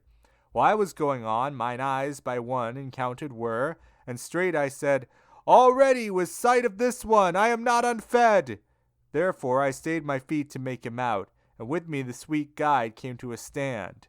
And to my going somewhat back assented, and he the scourged one thought to hide himself, lowering his face, but little it availed him. For said I, "Thou that castest down thine eyes, if false are not the features which thou bearest, thou art Benedicto Cascianamico. But what doth bring thee to such pungent sauces?" And he to me, "Unwittingly I tell it, but forces me thine utterance distinct, which makes me recollect the ancient world. I was the one who the fair Gisola introduced grant the wishes of the Marquis. However the shameless story may be told, not the sole Bolognese am I who weeps here, nay, rather this is the place so full of them, that not so many tongues today are taught, twixt Reno and Savannah to say Sipa, and thereof thou wishes pledge or proof, bring to thy mind our avaricious heart." While speaking in this manner with his scourge, a demon smote him and said, "Get thee gone, planter, there are no women here for coin." I joined myself again unto mine escort. Thereafterward with footsteps few we came, to where a crag projected from the bank. This very easily did we ascend, and turning to the right along its ridge from those eternal circles we departed. When we were there, where it is hollowed out beneath to give a passage to the scourged, the guide said, "Wait, and see that on thee strike the vision of those others evil born, of whom thou hast not yet beheld the faces, because together with us they have gone." From the old bridge we looked upon the train which towards us came upon the other border, and which the scourges in like manner smite. And the good master, without my inquiring, said to me, "See that tall one who is coming, and for his pain seems not to shed a tear. Still what royal aspect he retains! That Jason is, who by his heart and cunning the Colchians of the Ram made destitute. He by the isle of Lemnos passed along after the daring woman pitiless had unto death devoted all their males. There with his tokens and with ornate words did he deceive Hypsipyle, the maiden who first herself had all the rest deceived. There did he leave her pregnant and forlorn. Such a sin unto such punishment condemns him. And also for Medea is vengeance done. With him go those who in such wise deceive. And this sufficient be of the first valley to know, and those that in its jaws it holds. We were already where the narrow path crosses athwart the second dike, and forms of that a buttress for another arch. Thence we heard people who are making moan in the next bolgia, snorting with their muzzles, with their palms beating upon themselves. The margins were encrusted with a mold by exhalation from below that sticks there, and with the eyes and nostrils wages war. The bottom is so deep no place suffices to give us sight of it, without ascending the arches back where most the crag impends. Thither we came, and thence down in the moat, I saw a people smothered in filth that out of human privies seemed to flow, and whilst below there with mine eye I search, I saw one with his head so foul with order, it was not clear if he were clerk or layman. He screamed to me, "Wherefore art thou so eager to look at me more than the other foul ones?" And I to him, "Because, if I remember, I have already seen thee with dry hair, and thou art Alessio Intermine of Lucca. Therefore I eye thee more than all the others." And he thereon, belaboring his pumpkin, "The flatteries have submerged me here below, wherewith my tongue was never surfeited." Then said to me the guide, "See that thou thrust thy visage somewhere farther in advance, that with thine eyes thou well the face attain of that uncleanly and dishevelled drab. Who there doth scratch herself with filthy nails and crouches now, and now on foot is standing? This the harlot is it, who replied unto her paramour when he said, 'Have I great gratitude from thee?' Nay, marvellous. And herewith let our sight be satisfied." Canto XIX. O Simon Magus, O forlorn disciples, ye who the things of God which ought to be the brides of holiness, rapaciously for silver and for gold do prostitute. Now it behoves you the trumpet sound, because in this third bolgia ye abide. We had already on the following tomb ascended to that portion of the crag which o'er the middle of the moat hangs plumb. Wisdom supreme, O how great thou showest in heaven and earth, and the evil world, and with what justice doth thy power distribute. I saw upon the sides and on the bottom the livid stone with perforations filled, all of one size, and every one was round. To me less ample seem they not, nor greater, than those that in my beautiful St. John are fashioned for the place of the baptizers, and one of which not many years ago I broke for someone who was drowning in it. Be this a seal all men to undeceive. Out of the mouth of each one there protruded the feet of a transgressor, and the legs up to the calf, the rest within remained. In all of them the souls were both on fire, wherefore the joints so violently quivered they would have snapped asunder wides and bands, even as the flame of unctuous things is wont to move upon the outer surface only. So likewise was it there from heel to point. "Master, who is that one who rides himself more than his other comrades quivering?" I said, "and whom a redder flame is sucking?" And he to me, "If thou wilt have me bear thee down there along that bank which lowest lies, from him thou'lt know his errors and himself." And I, "What pleases thee? To me is pleasing. Thou art my lord, and knowest that I depart not from thy desire, and knowest what is not spoken." Straightway upon the fourth dike we arrived.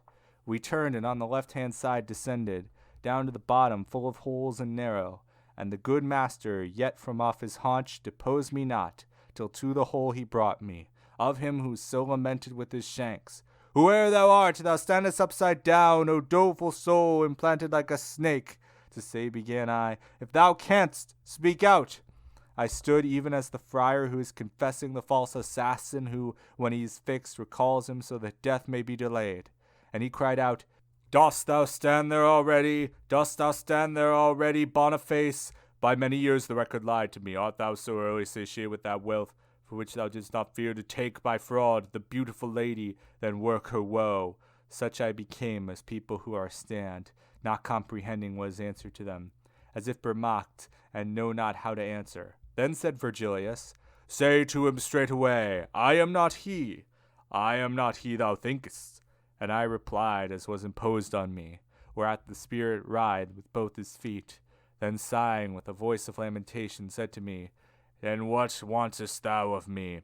If who I am thou carest so much to know, that thou on account hast crossed the bank, know that I as it was with the great mantle, and truly was I son of the she-bear, so eager to advance the cubs, that wealth above here myself I pocketed, beneath my head the others are dragged down, who have preceded me in simony, flattened along the fissure of the rock. Below there I shall likewise fall, whenever that one shall come who I believe thou wast. What time the sudden question I proposed, but longer I my feet already toast, and here have been in this way upside down. Then he will planted stay with reddened feet. For after him shall come a fouler deed from towards the west, a pastor without law, such as befits to cover him and me. New Jason will he be, of whom we read in Maccabees, and as this king was pliant, so he who governs France shall be to this one. I do not know if I were here too bold, that him I answered only in this meter. I pray thee tell me how great a treasure our Lord demanded of St. Peter first, before he put the keys into his keeping. Truly he nothing asked, but follow me. Nor Peter nor the rest asked of Matthias silver or gold, when he by lot was chosen unto the place the guilty soul had lost. Therefore stay here, for thou art justly punished, and keep safe guard o'er the ill-gotten money, which caused thee to be valiant against Charles. And were it not that still forbids me the reverence for the key superlative thou hadst in keeping the gladsome life, I would make use of words more grievous still, because your avarice afflicts the world, trampling the good and lifting the depraved. The evangelist you pastors had in mind, when she who sitteth upon many waters to fornicate with kings by him was seen, the same who with the 7 heads was born, and power and strength from the 10 horns received, so long as virtue to her spouse was pleasing. Ye have made yourselves a god of gold and silver, and from the idolater how differ ye, save that he one, and ye 100 worship? Ah, Constantine, of how much ill was mother, nor thy conversion, but that marriage downer which the first wealthy father took from thee. And while I sang to him such notes as these, either that anger or that conscience stung him. He struggled violently with both his feet.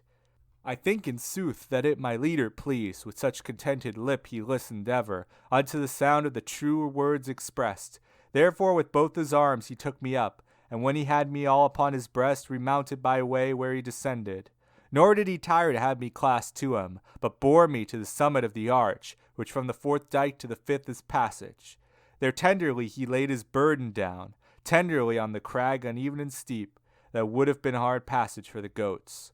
Thence was unveiled to me another valley. Canto XX.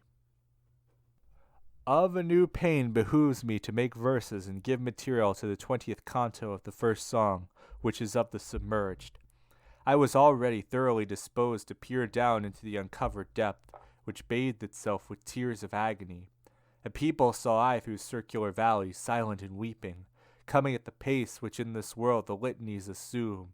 As lower down my sight descended on them, wondrously each one seemed to be distorted from chin to the beginning of the chest, for toward the reins of the countenance was turned, and backward it behooved them to advance, as to look forward had been taken from them. Perchance indeed by violence of palsy, someone has thus been wholly turned awry, but I ne'er saw it, nor believe it can be. As God may let thee, reader, gather fruit from this thy reading, think now for thyself. How I could ever keep my face unmoistened, when our own image near me I beheld, distorted so the weeping of the eyes along the fissure bathed the hinder parts. Truly I wept, leaning upon a peak of the hard crag, so that my escort said to me, Art thou too of the other fools? Here pity lives when it is wholly dead, who is a greater reprobate than he who feels compassion at the doom divine. Lift up thy head, and see for whom opened the earth before the Thebans' eyes. Wherefore they all cried, Whither rushest thou, Amphiaraus? Why dost leave the war? And downward ceased he not to fall amain, as far as Minos, who lays hold on all. See, has made a bosom of his shoulders, because he wished to see too far before him. Behind he looks, and backward makes his way. Behold Tiresias, whose semblance changed, when from a male to a female he became. his members being all of them transformed, and afterwards was forced to strike once more, two entangled serpents with his rods, ere he could have again his manly plumes. That Aruns is, who backs the other's belly, who in the hills of Luni there were grubs the Carassae, whose houses underneath, among the marbles white, a cavern had for his abode, whence to behold the stars and sea, the view was not cut off from him. And she there, whose covering up her breast, which thou beholdest not, with loosened tresses, and on that side too is all the hairy skin, was Monto, who made quest through many lands. Afterwards tarried there where I was born, whereof I would thou liest to me a little. After her father had from life departed, and the city of Bacchus had become enslaved, she a long season wandered through the world. Above in beauteous Italy lies a lake at the Alps' foot, that shuts in Germany over Tyrol, and has the name Benaco.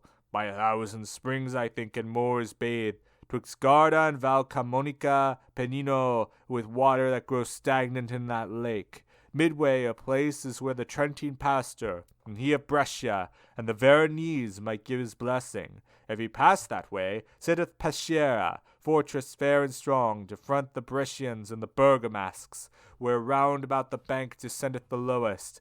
There of necessity must fall whatever in bosom of Benaco cannot stay, and grows a river down through verdant pastures. Soon as the water doth begin to run, no more Benaco is it called, but Mincio, far as Governo, where it falls into Po. Not far it runs before it finds a plain, in which it spreads itself and makes it marshy, and oft 'tis wont in summer to be sickly. Passing that way the Virgin Pitiless, land in the middle of the fen descried, untilled and naked of inhabitants, there to escape all human intercourse. She with her servants stayed her arts to practice, and lived, and left her empty body there. The men thereafter who were scattered round collected in that place, which was made strong by the lagoon it had on every side. They built their city over those dead bones, and after her who first the place selected, Mantua named it, without other omen. Its people once with more crowded were, ere the stupidity of Casa Lodi from Pinamonte had received a seat. Therefore I caution thee, if e'er thou hearest originate my city otherwise, no falsehood may the verity defraud. And I, my master, thy discourses are to me so certain, so take my faith that unto me the rest would be spent coals. But tell me of the people who are passing, if any one noteworthy thou beholdest, for only unto that my mind reverts. Then he said to me, He who from the cheek thrusts out his beard upon his swarthy shoulders was at the time when Greece was void of males, so that there scarce remained one in the cradle, an augur, and with Calchas gave the moment in Olus, when to sever the first cable. Euryphilus his name was, and so sings my lofty tragedy in some part or other, that thou knowest well, who knowest the whole of it. The next, who was so slender in the flanks, was Michael Scott, who of a verity of magical illusions knew the game. Behold Guido Bonatti, behold Astente, who now unto his leather and his thread would fain have stuck, but he too late repents. Behold the wretched ones, who left the needle, the spool and rock, and made them fortune-tellers. They wrought their magic spells with herb and image. But come now, for already holds the confines of both the hemispheres, and under Seville touches the ocean wave, Cain and the thorns. And yesternight the moon was round already. Thou shouldst remember well it did not harm thee, from time to time within the forest deep. Thus spake he to me, and we walked the while. Canto XXI. From bridge to bridge thus, speaking other things, of which my comedy cares not to sing, we came along and held the summit, when we halted to behold another fissure of Malebolge and other vain laments, and I beheld it marvelously dark, as in the arsenal of the Venetians boils in the water the tenacious pitch to smear their unsound vessels o'er again. For sail they cannot, and instead thereof one makes his vessel new, and one recalks the ribs of that which many a voyage has made. One hammers at the prow, one at the stern. This one makes oars, and that one cordage twists. Another mends the mainsail and the mizzen. Thus not by fire, but by the art divine, was boiling down below there a dense pitch, which upon every side the bank belimed. I saw it, I did not see within it. Aught but the bubbles the boiling raised, and all swelled up and resubside compressed. The while below there fixedly I gazed. My leader crying out, "Beware, beware!" drew me unto himself from where I stood. Then I turned round as one who is impatient to see what it behoves him to escape, and whom a sudden terror doth unman, who while he looks delays not his departure. And I beheld behind us a black devil, running along upon the crag, approach. Ah, how ferocious was he in his aspect, and how he seemed to me in action ruthless, with open wings and light upon his feet, his shoulders, which sharp-pointed were and high, a sinner did encumber with both haunches, and he held clutched the sinews of his feet. From off our bridge he said, "O Malebranche, behold one of the elders of Saint Zita, plunge him beneath, for I return for others, unto that town which is well furnished with them. All there are baraters except Ponturo, no unto us for money there is changed." He hurled him down, and over the hard crag turned round, and never was a mastiff loosened in so much hurry to pursue a thief. The other sank and rose again face downward, but the demons under cover of the bridge cried, "Here the Santo Mono has no place. Here he swims in otherwise than in the Sercio. Therefore, if for gaps thou wishest not, do not uplift thyself above the pitch." They seized him then with more than 100 rakes. They said, "It here behooves thee to dance covered, that if thou canst, thou secretly mayst pilfer." Now otherwise the cooks their scullions make immerse into the middle of the cauldron the meat with hooks, so that it may not afloat. Said the good master to me, "That it be not apparent thou art here, crouch thyself down behind a jag, that thou mayest have some screen, and for no outrage that is done to me be thou afraid, because these things I know, for once before was I in such a scuffle." Then he passed on beyond the bridge's head, and as upon the sixth bank he arrived, need was for him to have a steadfast front, with the same fury and the same uproar, as dogs leap out upon a mendicant, who on a sudden begs where he stops. They issued from beneath the little bridge, and turned against him all their grappling irons. But he cried out, "Be none of you malignant! Before those hooks of yours lay hold of me, let one of you step forward who may hear me, and then take counsel as to grappling me." They all cried out, "Let Malacoconda go!" Wherein one started, and the rest stood still. And he came to him, saying, "What avails it? Thinkest thou, Malacoda, to behold me advanced into this place?" My master said, "Safe hitherto from all your skills of fence, without the will divine and fate auspicious. Let me go on, for it in heaven is willed, that I another show this savage road." Then was his arrogance so humbled in him, that he let fall his grapnel at his feet. To the other said, "Now strike him not." And unto me my guide, "O thou who sittest among the splinters of the bridge crouched down, securely now return to me again." Wherefore I started and came swiftly to him, and all the devils forward thrust themselves, so that I feared they would not keep their compact. And thus beheld I, once afraid of the soldiers who issued under safeguard from Caprona, seeing themselves among so many foes, closely I pressed myself with all my person beside my leader, and turned not mine eyes from off their countenance, which was not good. They lowered their rakes, and, "Wilt thou have me hit him?" they said to one another, "on the rump?" and answered, "Yes, see that thou nick him with it." But the same demon who was holding parley with my conductor turned him very quickly and said, be quiet, Scarmiglione," and then said to us, "You can no further go forward on this crag, because it is lying all shattered at the bottom the sixth arch, and if it still doth please you to go onward, pursue your way upon this rock. Near is another crag that yields a path. Yesterday, 5 hours later than this hour, 1,266 years were complete, that here the way was broken. I send in that direction some of mine to see if any one doth err himself. Go you with them, for they will not be vicious. Step forward, Alicino and Calcabrina." Began he to cry out, "And thou, Carnazo and Barbarica, do thou guide to the 10. Come forward, Libicoco and Dragaziano, and Tusket Girato and Giraficane, and Farfelo and Mad Rubicante. Search ye all around at the boiling patch. Let these be safe as far as the next crag, that all unbroken passes o'er the dens." "Oh me, what is it, master, that I see?" "Pray let us go," I said, "without an escort. If thou knowest me, how? Since for myself I ask none. If thou art as observant as thy wont is, dost thou not see that they do gnash their teeth, and with their brows are threatening woe to us?" And he to me, I will not have thee fear. Let them gnash on according to their fancy, because they do it for those boiling wretches. Along the left-hand dike they wheeled about, but first had each one thrust his tongue between his teeth towards their leader for a signal, and he had made a trumpet of his rump. Canto XXII. I have erewhile seen horsemen moving camp, begin the storming and their muster make, and sometimes starting off for their escape vaunt couriers have I seen upon your land. O Aretines and foragers go forth, tournaments stricken, the joustings run, sometimes with trumpets and sometimes with bells, with kettle drums and signals of the castles, with our own, with outlandish things, but never yet with bagpipes so uncouth did I see horsemen move, nor infantry, nor ship by any sign of land or star. We went upon our way with the 10 demons, savage company, but in the church with saints, in the tavern with the gluttons.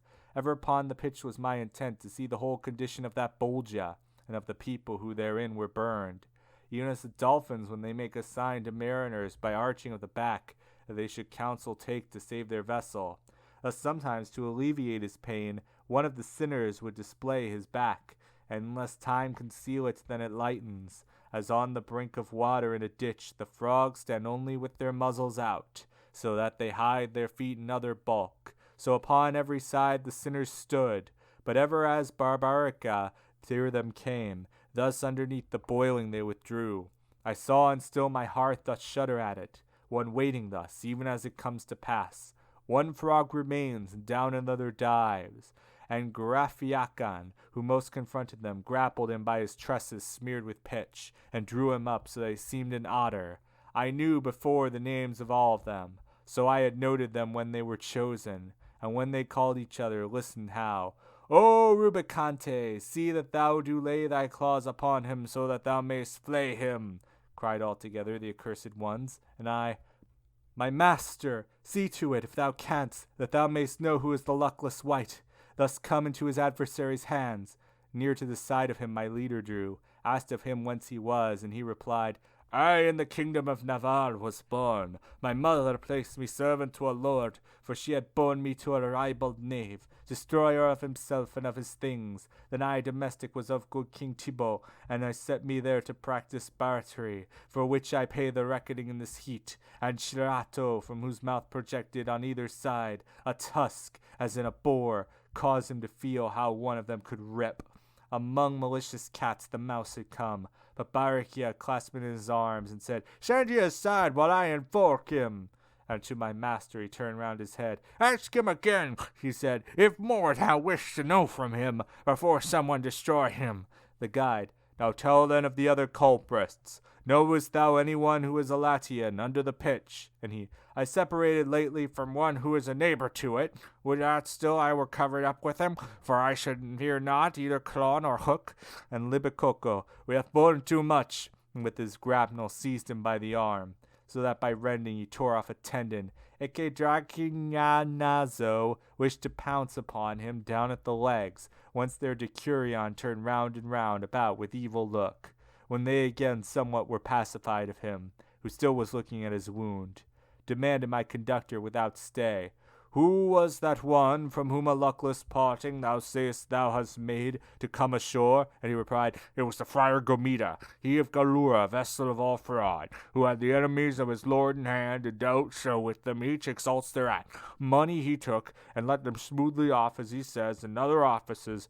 A baratter was he, not mean but sovereign. Foregathers with him one Don Michael Zanca of Logadoro, and of Sardinia, to gossip never do the things feel tired. Oh me, see that one, how he grinds his teeth. Still farther would I speak, but I am afraid lest he scratch my itch me making ready.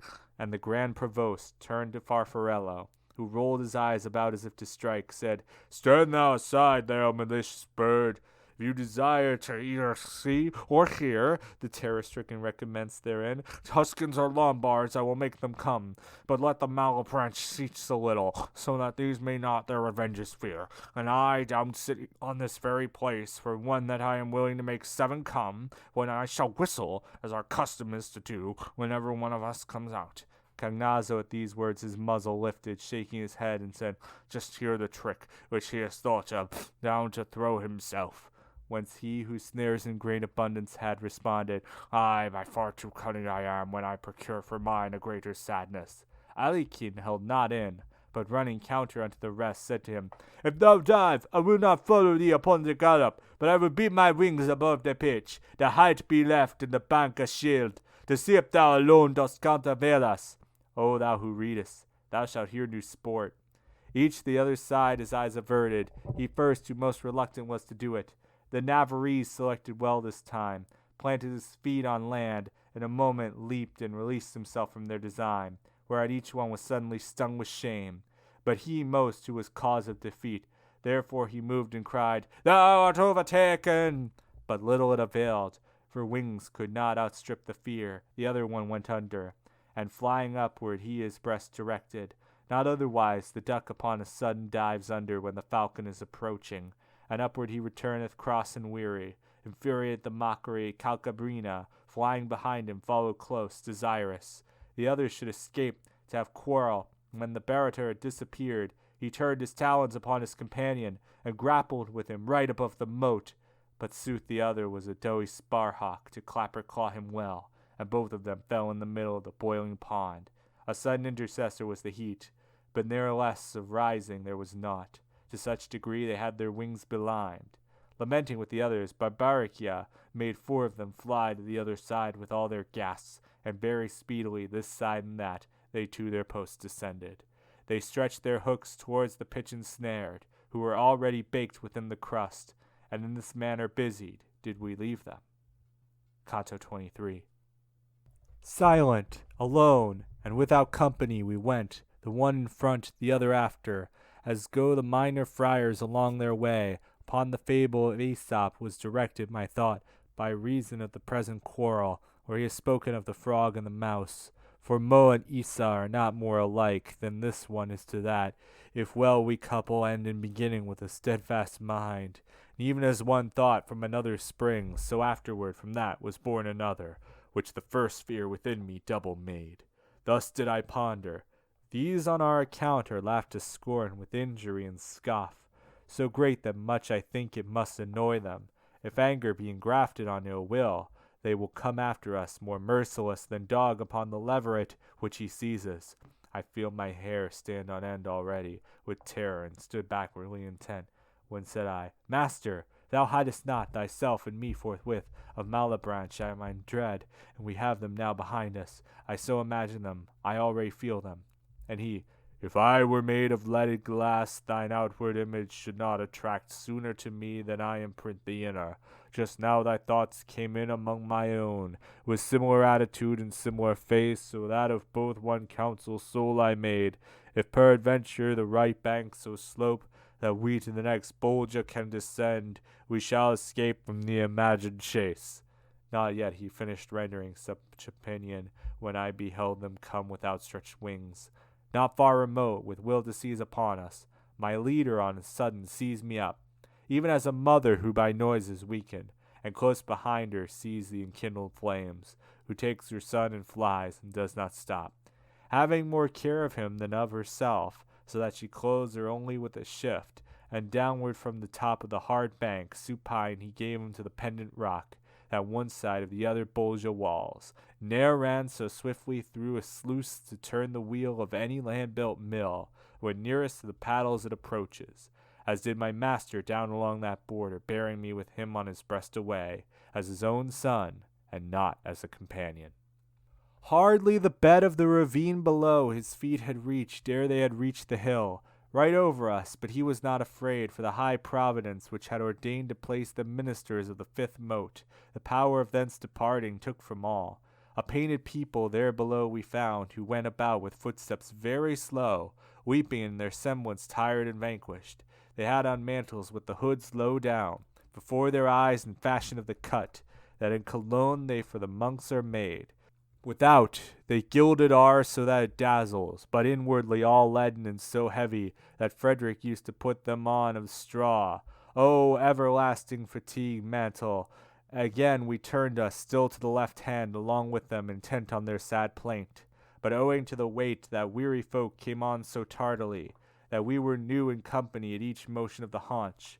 Once I unto my leader, See thou find someone who may by deed or by name be known, and thus in going move thine eye about. And one who understood the Tuscan speech cried to us from behind, Stay ye your feet, ye who so run athwart the dusky air. Perhaps thou'lt have me from what thou demandest. Whereat the leader turned him and said, Wait, and then according to his pace proceed.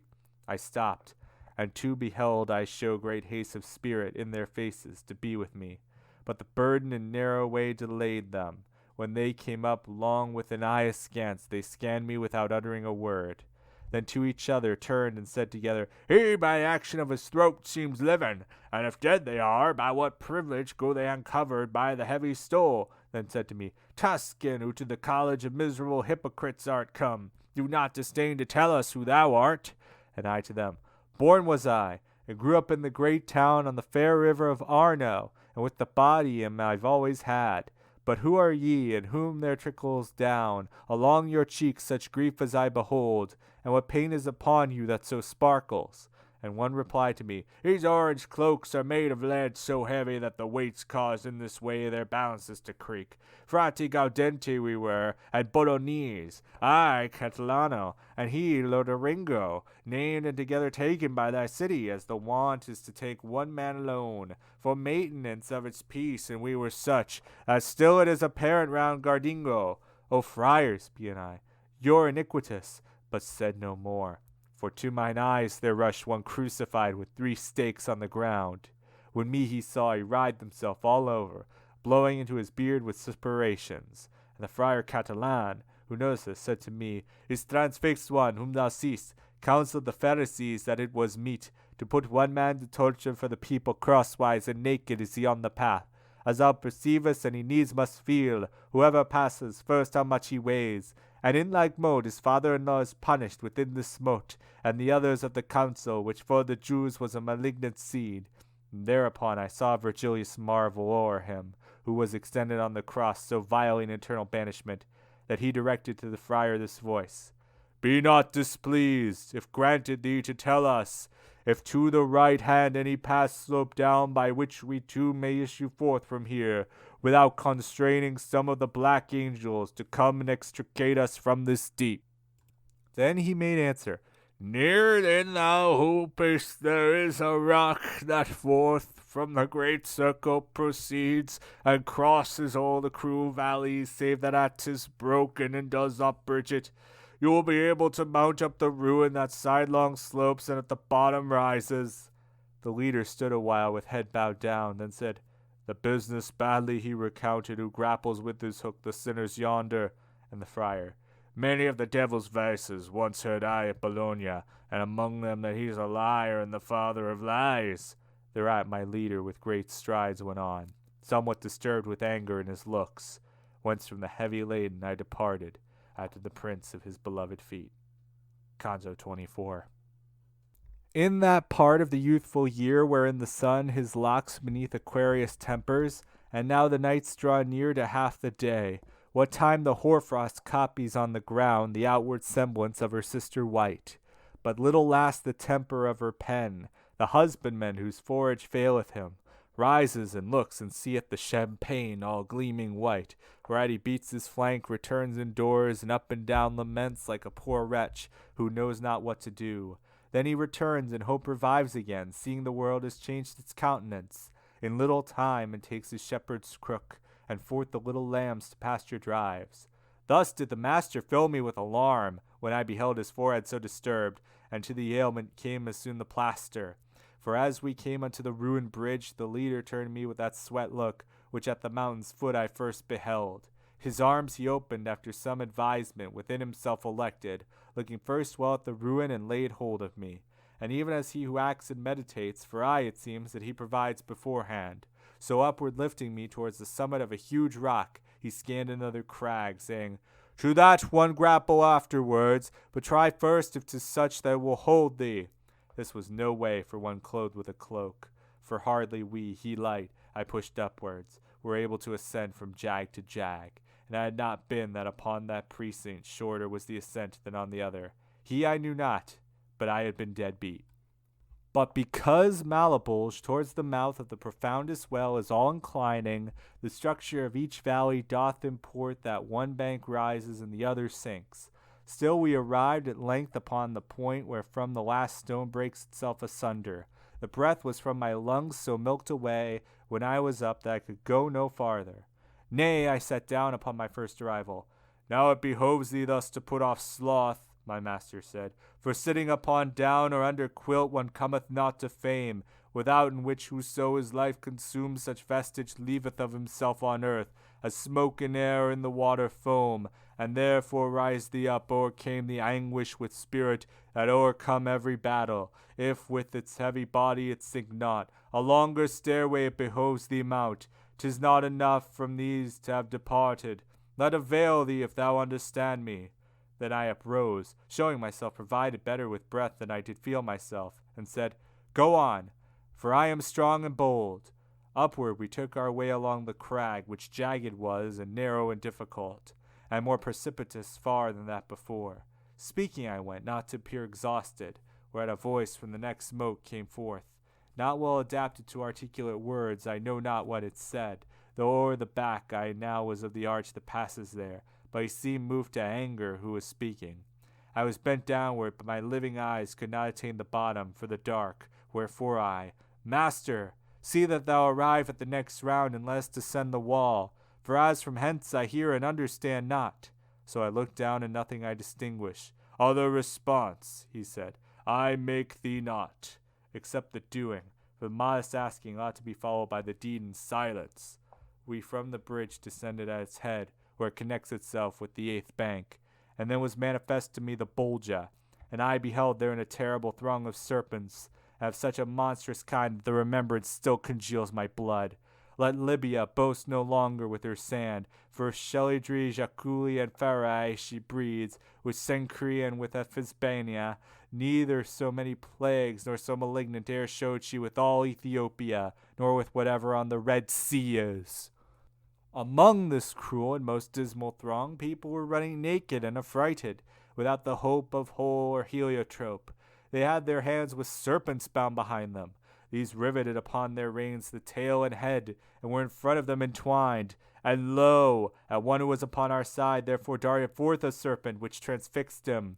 There where the neck is not at his shoulders, nor so quickly air, nor I was written, as he took fire and burned, and ashes wholly behoved it that in falling he became.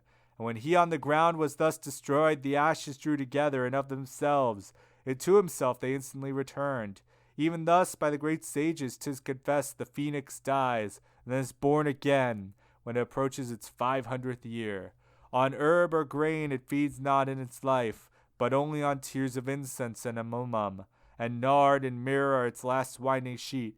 And as he is who falls and knows not how, by force of demons who to earth down drag him, or other appellation that blinds man, when he arises around him looks, wholly bewildered by the mighty anguish which he has suffered in looking sighs. Such was that sinner after he had risen. Justice of God, oh severe it is, that blows like these in vengeance poureth down.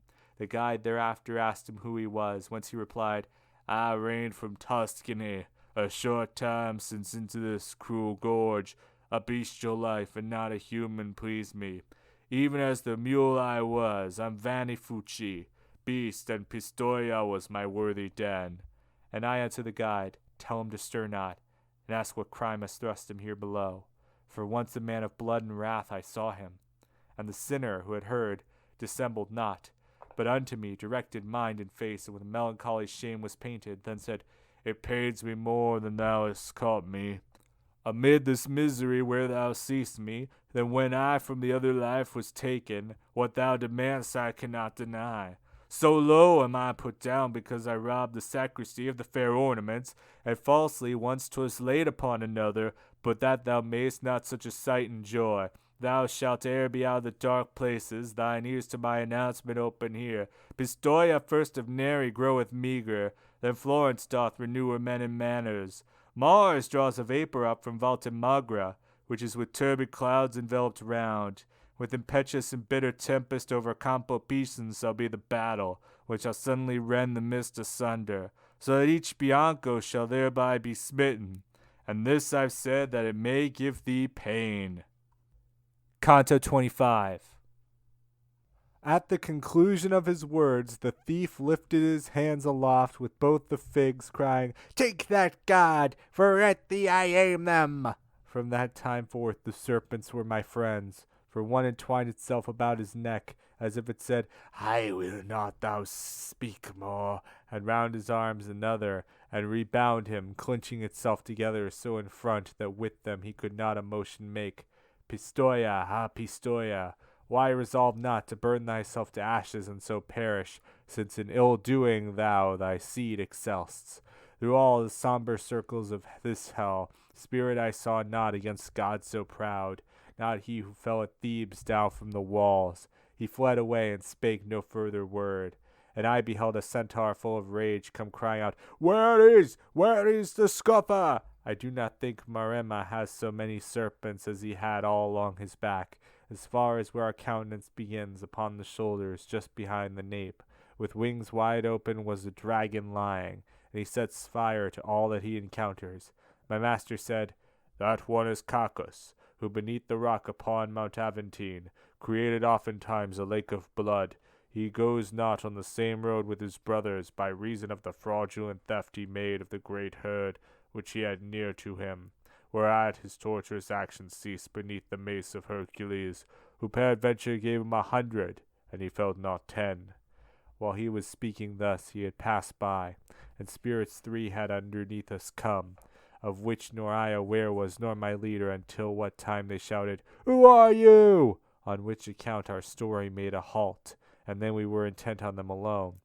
I did not know them, but it came to pass, as is wont to happen by some chance, that one to name the other was compelled, exclaiming, "Where can Sciampa have remained?" Whence I, so that the leader might attend, upward from chin to nose my finger laid.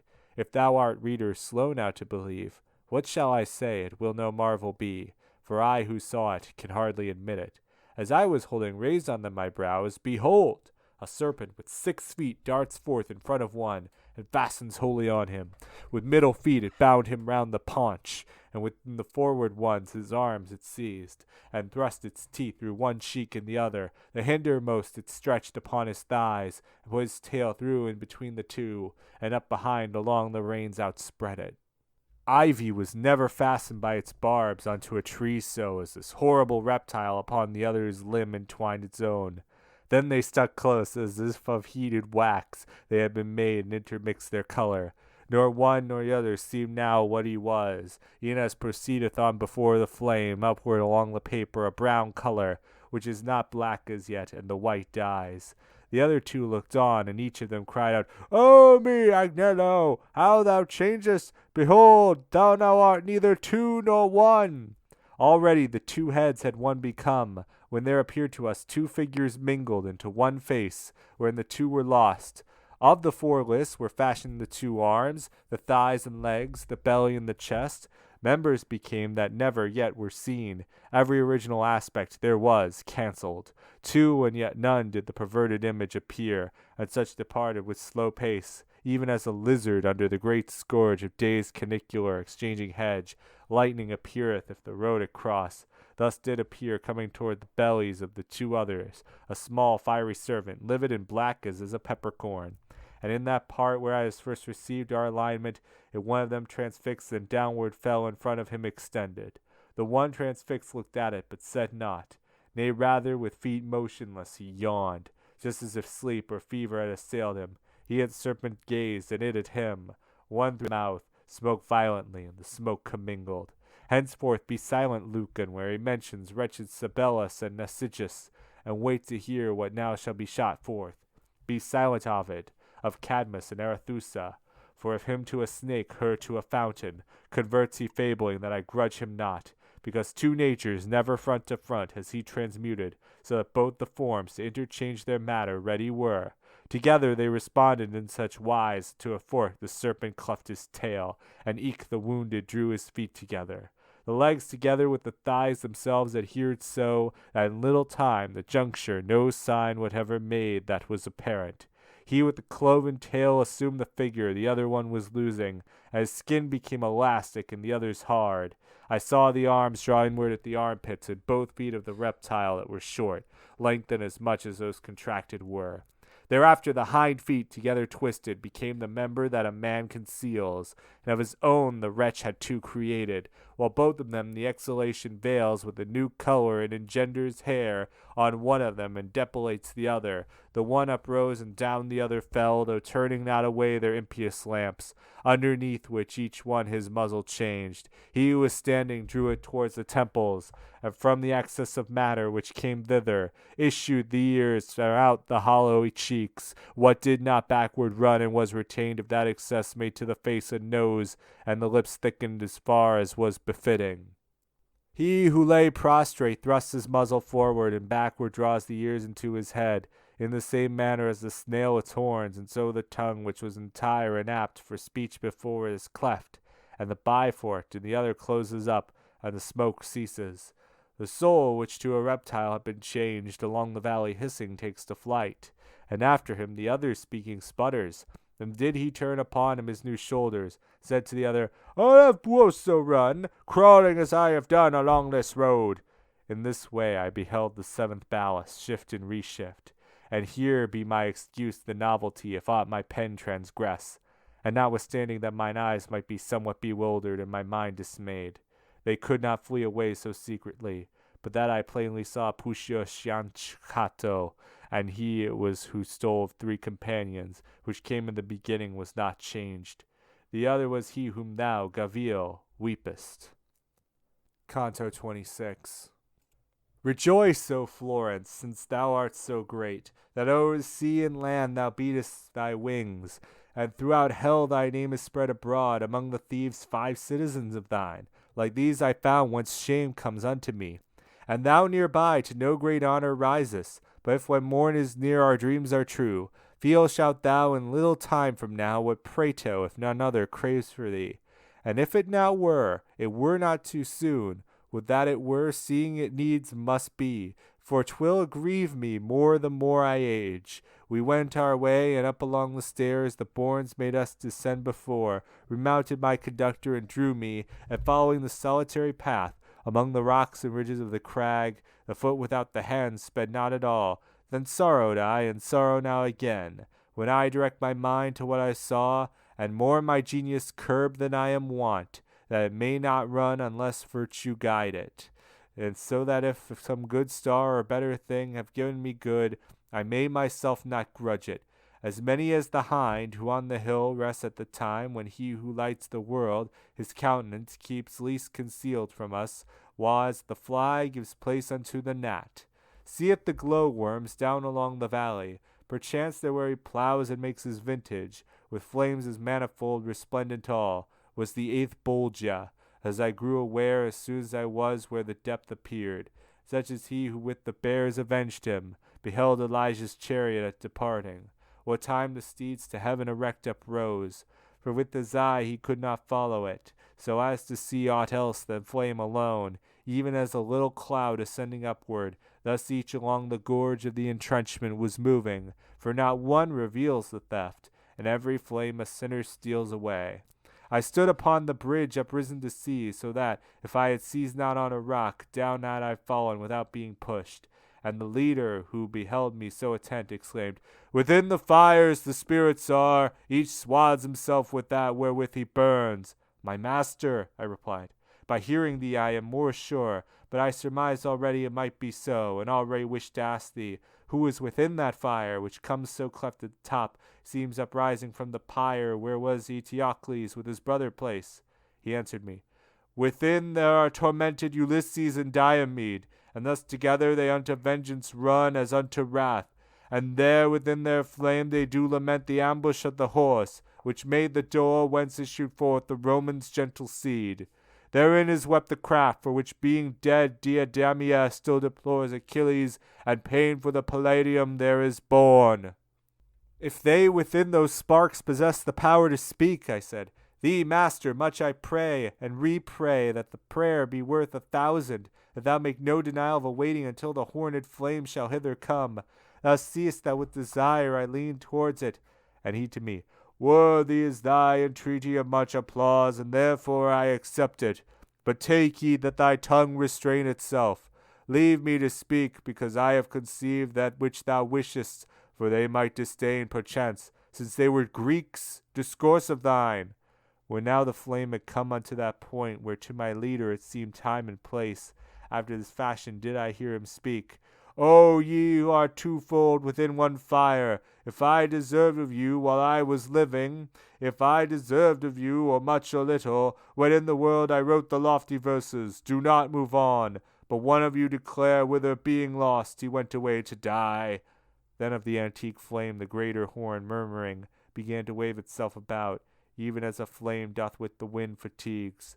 Thereafterward the summit to and fro, moving as if it were the tongue that spake, it uttered forth a voice, and said, When I from Circe had departed, who concealed me more than a year there near unto Gaeta, or ever yet Aeneas named it so, nor fondness for my son, nor reverence for my old father, nor the due affection which joyous should have made Penelope, could overcome with me the desire I had to be experienced of the world, and of the vice and virtue of mankind. But I put forth on the high open sea with one sole ship, and that small company by which I never had deserted been. Both of the shores are as far as Spain, far as Morocco and the Isle of Sardes, and the others which with that sea bathes round about. I and my company were old and slow, and at that narrow passage we arrived, where Hercules had his landmarks as signals, that man no farther onward should adventure. On the right hand behind me left I Seville, and on the other already had left Ceuta. O brothers, who amid 1,000 perils, I said, I have come unto the west to this so inconsiderable vigil, which is remaining of your senses still. Be ye unwilling to deny the knowledge following the sun of the unpeopled world. Consider ye the seed from which ye sprang. Ye were not made to live like unto brutes, but for pursuit of virtue and knowledge. So eager did I render my companions with this brief exhortation for the voyage, and then I hardly could have held them back. And having turned our stern into the morning, we of the oars made wings for our mad voice, evermore gaining on the larboard side already all the stars at the other's pole. The night beheld, and ours so very low it did not rise above the ocean floor. 5 times rekindled, and as many quenched had been the splendor underneath the moon. And since we had entered into the deep pass where there appeared to us a mountain dim from distance, it seemed to me so high as I had never any one beheld. Joyful we were, soon it turned to weeping. For out of the new land a whirlwind rose, and smote upon the forepart of the ship. 3 times it made it whirl with all the waters. At the 4th time it made the stern uplift, and the prow downward go, as pleased another, until the sea above us closed again. Canto XXVII. Already was the flame erect and quiet to speak no more, and now departed from us with permission of the gentle poet, when yet another, which behind it came, caused us to turn our eyes upon its top by a confused sound that issued from it, as the Sicilian bull that bellowed first with lament of him, and that was right who with his file had modulated it, bellowed so with the voice of the afflicted that notwithstanding it was made of brass, still it appeared with agony transfixed thus, by not having any way or issue at first from out the fire to its own language. Converted were the melancholy words, but afterwards, when they had gathered way, up through the point, giving it that vibration, the tongue had given them in their passage out. We heard it said, O thou, at whom I aim my voice, and who but now was speaking Lombard, saying, Now go thy way, no more I urge thee, because I come perchance a little late, to say and speak with me let it not irk thee. Thou seek'st it irks not me, and I am burning. If thou but lately into this blind world hast fallen down from that sweet Latian land, wherefrom I bring the whole of my transgression, say have the Romagnoli peace or war, for I was from the mountains there between Urbino and the yoke whence Tiber bursts. I still was downward bent and listening, when my conductor touched me on the side, saying, Speak thou, this one a Latian is. And I, who had beforehand my reply in readiness, forthwith began to speak. O soul, that down below there art concealed, Romagna thine is not and never has been without war in the bosom of its tyrants, but open war I none have left there now. Ravenna stands, as it long years has stood, The eagle of Polenta there is brooding, so that she covers Servia with her vans. The city which once made the long resistance, and of the French a sanguinary heap, beneath the green paws finds itself again. Ferruccio's ancient mastiff, and the new, who made such bad disposal of Montagna, where they are wont to make wimbles of their teeth. The cities of Lamone and Saterno governs the Leoncel of the White Lair, who changes sides twixt summertime and winter, and that of which the Savio bathes the flank, even as it lies between the plain and mountain, lives between tyranny and a free state. Now I entreat thee, tell us who thou art. Be not more stubborn than the rest have been, so may thy name hold front there in the world. After the fire a little more had roared, in its own fashion the sharp point it moved this way and that, and then gave forth such breath. If I believed that my reply were made to one who the world would e'er return, this flame without more flickering would stand still. But inasmuch as never from this depth did any one return, if I hear true, without the fear of infamy I answer, I was a man of arms, then Cordelier, believing thus begirt to make amends, and truly my belief has been fulfilled, before the high priest who may ill betide, who put me back into my former sins. And how and wherefore I will have thee hear. While I was still the form of bone and pulp my mother gave to me, the deeds I did were not those of a lion but a fox.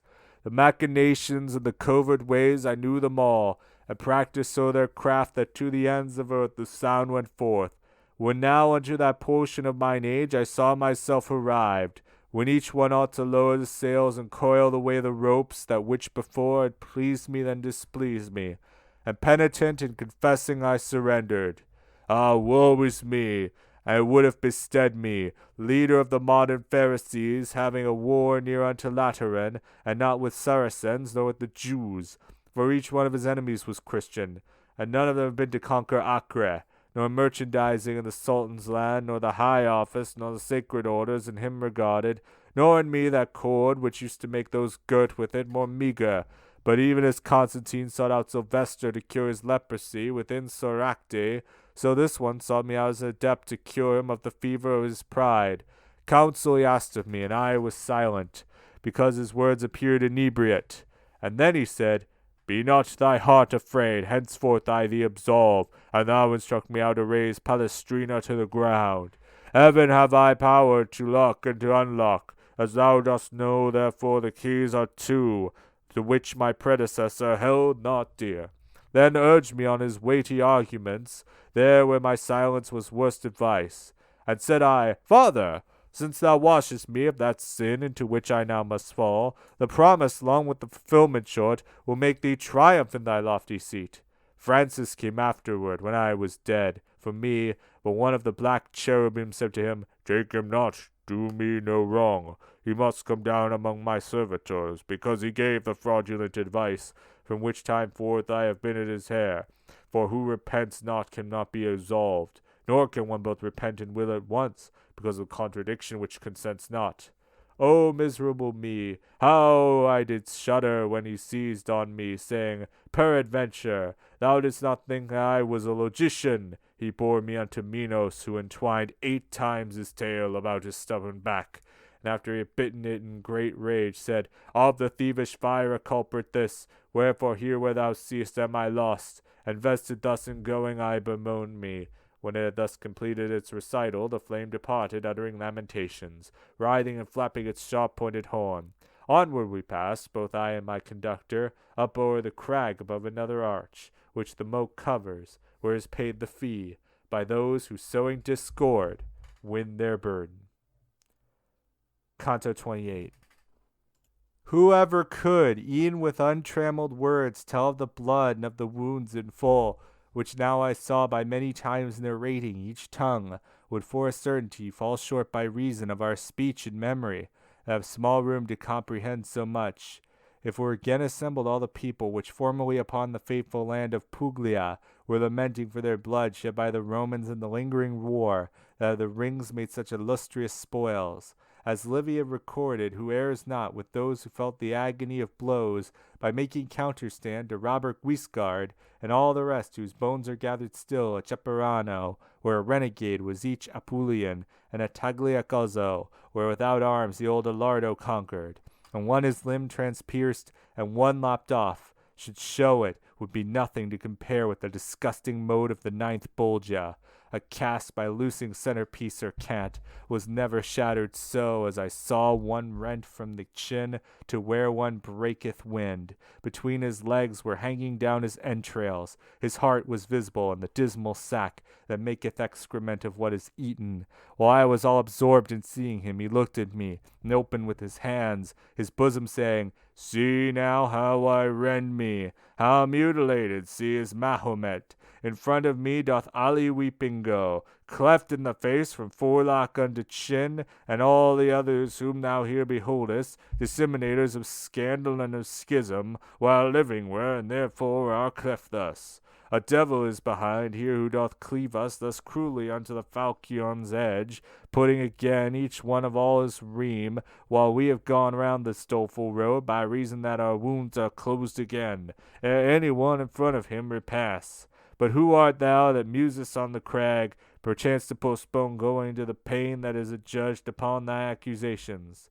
Nor death hath reached him yet, nor guilt doth bring him, my master made reply, to be tormented, but to procure him full experience. Me, who am dead, behoves it to conduct him down here through hell, from circle unto circle, and this is true as that I speak to thee.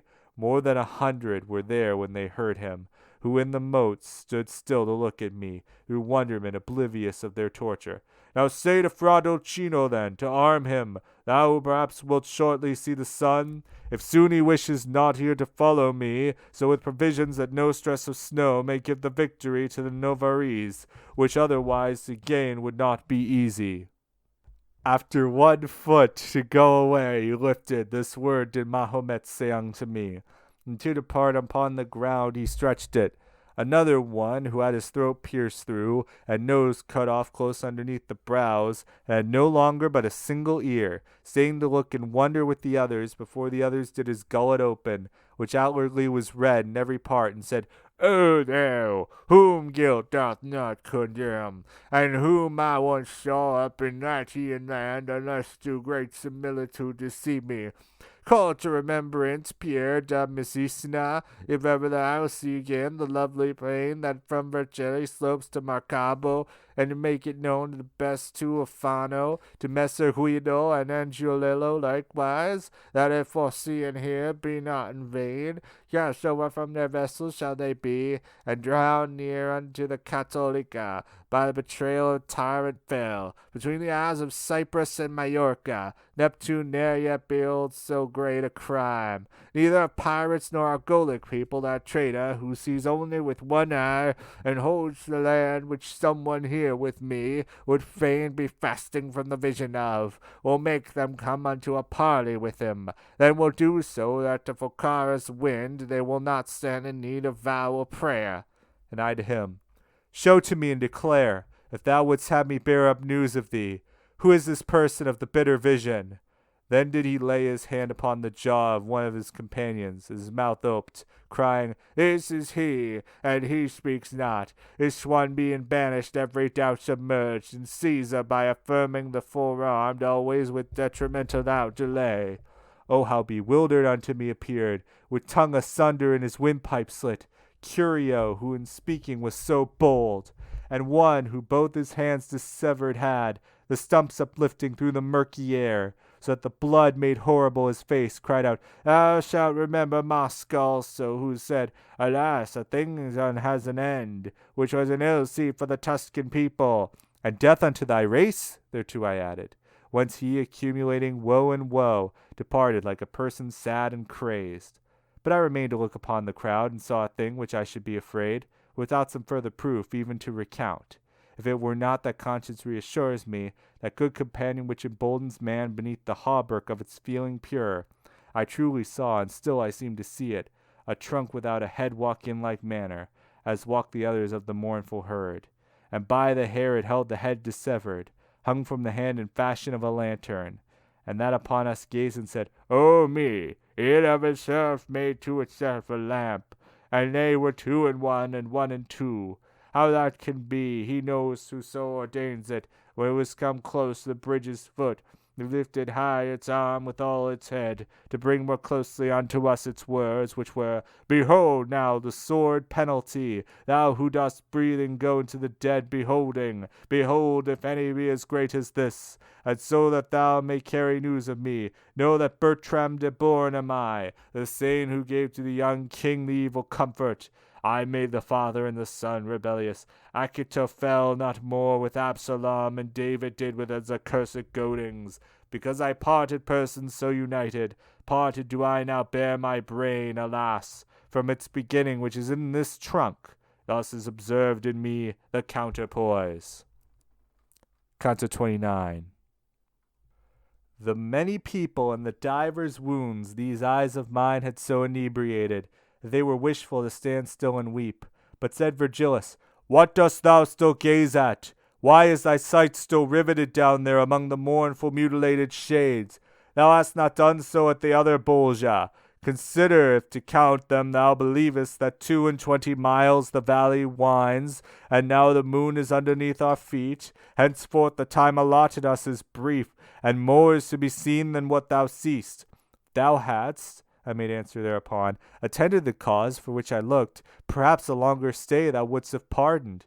Meanwhile my guide disappeared, and behind him I went already making my reply, and superadding, in that cavern where I held mine eyes with such attention fixed, I think a spirit of my blood laments the sin which down below there cost so much. Then said the master, Be no longer broken. Thy thought from this time forward upon him, attend elsewhere, and there let him remain.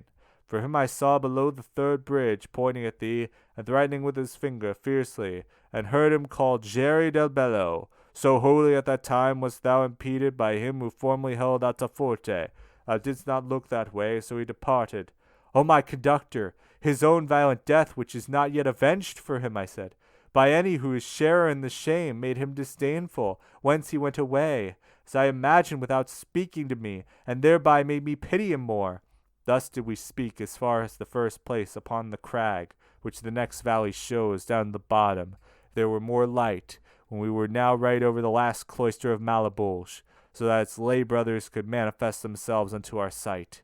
Divers lamentings pierced me through and through, which with compassion had their arrows barbed, whereat mine ears I covered with my hands. What pain would be from the hospitals of Valdiciana twixt July and September, and of Maremma and Sardinia. All the diseases in one moat were gathered, such was it here, and such a stench came from it, as from putrescent lamps is wont to issue.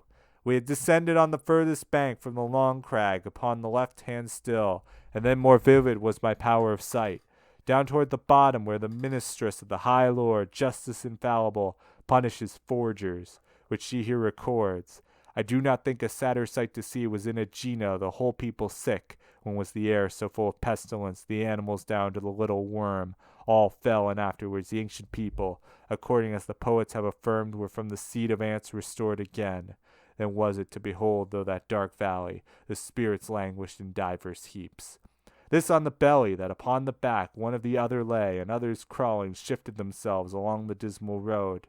We step by step went onward without speech, gazing upon and listening to the sick, who had not strength enough to lift their bodies. I saw two sitting leaned against each other, as leans in heating platter against platter, from head to foot bespotted o'er with scabs. And never saw I plied a currycomb by stable boy for whom his master waits, or him who keeps awake unwillingly, as every one was plying fast the bite of nails upon itself, for the great rage of itching which no other succour had, and the nails downward with them dragged the scab, in fashion as a knife the scales of bream, or any other fish that has them largest. O thou that with thy fingers doth dismail thee, began my leader unto one of them, and makest of them pincers now and then. Tell me if any Latian is with those who are herein, so may thy nails suffice thee to all eternity unto this work. Latians are we, whom thou so wasted seest, both of us here, one weeping made reply. But who art thou that questionest about us? And said the guide, "One am I who descends down with this living man from cliff to cliff, and I intend to show hell unto him." Then broken was their mutual support, and trembling each one turned himself to me, with others who had heard him by rebound. Wholly to me did the good master gather, saying, "Say unto them whate'er thou wishest." And I began, since he would have it so. "So may your memory not steal away in the first world from out the minds of men, but so may it survive neath many suns. Say to me who ye are, and of what people. Let not your foul and loathsome punishment make you afraid to show yourselves to me." "I of Arezzo was," one made reply, "and Albert of Siena had me burned, but what I died for does not bring me here. 'Tis true," I said to him, speaking in jest, "that I could rise by flight into the air, and he who had conceit but little wit would have me showed him the art, and only because no Daedalus I made me, be burned by one who held him as his son, but unto the last bulge of the 10 for alchemy which in the world I practised. Minos, who cannot err, has me condemned." And to the poet said I, "Now was ever so vain a people as the Sienese? Not for certainty the French by far." Whereat the other leper, who had heard me, replied unto my speech, "Taking out Strica, who knew the art of moderate expenses, and Niccolo, who the luxurious use of cloves discovered earliest of all within that garden where such seed takes a root, and taking out the band among whom squander Cassia de Ascian his vineyards and vast woods, and where his wit the Abbagliato proffered. But that thou knowest who doth second thee, against the Sienese make sharp thine eye towards me, so that my face may well answer thee, and thou shalt see I am Cappuccino's shade, who metals falsified by alchemy. Thou must remember, if I well descry thee, how I a skilful ape of nature was." Canto XXX. 'Twas the time when Juno was enraged for Semele against the Theban blood, as she already more than once had shown, so reft of reason Athamas became, as seeing his own wife with children twain, walking encumbered upon either hand, he cried, "Spread out the nets, that I may take the lioness and her whelps upon the passage." And then extending his unpitying claws, seizing the first, who at the name Learchus, and whirled him round, and dashed him on a rock, and she with the other burthen drowned herself. And at the time when fortune downward hurled the Trojans' arrogance, that all things dared, so that the king was with his kingdom crushed, Hecuba, sad, disconsolate, and captive, when lifeless she beheld Polyxena, and of her Polydorus on the shore of ocean was the dolorous one aware. Out of her senses like a dog she barked, so much the anguish had her mind distorted. But not of Thebes the Furies nor the Trojan were ever seen in any one so cruel and goading beasts, and much more human members as I beheld, two shadows pale and naked, who biting in the manner ran along that a boar does, when from the sty turned loose. One to Cappuccio came, and by the nape seized with its teeth the neck, so that in dragging it made its belly grate the solid bottom. And the Aretine, who trembling had remained, said to me, "At man's spade is Johnny Shishi, and raving goes thus harrying other people." "Oh," said I to him, "so may not the others set teeth on thee? Let it not weary thee to tell us who it is, ere it dart hence." And he to me, "It is the ancient ghost of the nefarious Mira, who became beyond all rightful love her father's lover. She came to sin with him after this manner, by counterfeiting of another's form, as he who goeth yonder undertook, that he might gain the lady of the herd, to counterfeit in himself wars or donati, making a will and giving it due form." And after the two maniacs had passed on whom I held mine eye, I turned it back to look upon the other evil born. I saw one made in fashion of a lute, if he had only the groin cut off, just at the point which a man is forked. The heavy dropsies so disproportions the limbs with humours which ill concocts. The face corresponds not to the belly, compelled him so to hold his lips apart, as does the hectic, who because of thirst, one towards the chin, the other upward turns. "O ye, who without any torment are, and why I know not, in the world of woe," he said to us, Behold, and be attentive unto the misery of Master Adam. I had while living what I wished, and now, alas, a drop of water crave. The rivulets are from the verdant hills of Cassinton, descends down to Arno, making their channels to be cold and moist. Ever before me stand, and not in vain, far more doth their image dry me up than the disease which strips my face of flesh. The rigid justice that chastises me draweth occasion from the place in which I sinned, to put more my sighs in flight. There is Romina, where I counterfeited the currency and printed with the Baptist, in which I left my body burned above. If I here could see the tristful soul of Guido, or Alessandro, or their brother, for Branda's fount, I would not give the sight. One is in already, if raving the shades that are going round about speak truth. But what avails me whose limbs are tied? If I were only still so light that in 100 years I could advance 1 inch, I had already started on this way, seeking him out among the squalid folk. Although the circuit be 11 miles, and not be less than half a mile across, for them am I in such a family. They did induce me in coining florins, which had 3 carats of impurity. And I to him, Who are the 2 poor wretches that smoke like unto a wet hand in winter, lying there close upon thy right hand confines? I found them here, replied he, when I reined into this chasm, and since they have not turned, nor do I think they will for evermore. One the false woman who is accused Joseph, the other the false Sinon, Greek of Troy, from the acute fever they sent forth such reek. And one of them, who felt himself annoyed at being peradventure named so darkly, smote with the fist upon his hardened paunch, gave a sound as if it were a drum, and Master Adam smote him in the face, with arm that did not seem to be less hard, saying to him, Although be taken from me all motion from my limbs that heavy are, I have an arm unfettered for such need. Whereat he answer made, When thou dost it go unto the fire, thou hast it not so ready, but hast it so and more when thou wast coining. The dropsicle. Thou sayest true in that, but thou wast not so true a witness there, where thou wast questioned of the truth at Troy. If I spake false, thou falsifiedst the coin, said Sinon. And for one fault I am here, and thou for more than any other demon. Remember, perjurer, about the horse, he made reply, who had the swollen belly, and rueful be it thee, the whole world knows it. Rueful to thee the thirst wherewith cracks thy tongue, the Greek said, and the putrid water that hedges so thy paunch before thine eyes. Then the false coiner, So is gaping wide thy mouth for speaking evil as 'tis wont, because if I have thirst, and humour stuff me, thou hast a burning in the head of that aches, and lick up the mirror of Narcissus, thou wouldst not thou want words many to invite thee. And listening to them I was wholly fixed, when said the master to me, Now just look, for little wants it that I quarrel with thee. When him I heard anger speak to me, I turned me round towards him with such shame, that still it eddies through my memory, as he is who dreams of his own harm, who dreaming wishes it may be a dream, so that he craves what is, as if it were not.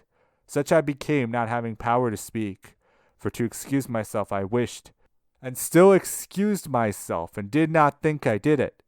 Less shame doth waste away a greater fault, the master said, than this of thine has been. Therefore thyself disburden of all sadness, and make account that I am I beside thee, ere it come to pass that fortune bring thee, where there are people in a like dispute, for a base wish it is to wish to hear it. Canto 31. One and the self-same tongue first wounded me, so that it tinged the one cheek and the other, and then held out to me the medicine. Thus do I hear that once Achilles' spear, his and his father's, used to be the cause, first of a sad and then a gracious boon. We turned our backs upon the wretched valley, upon the bank that girds it round about, going across it without any speech. There it was less than night and less than day, so that my sight went little in advance, but I could hear the blare of a loud horn, so loud it would have made each thunder faint, which counted to it following its way, mine eyes directed wholly to one place after the dolorous discomfiture, when Charlemagne the holy emprise lost, so terribly Orlando sounded not.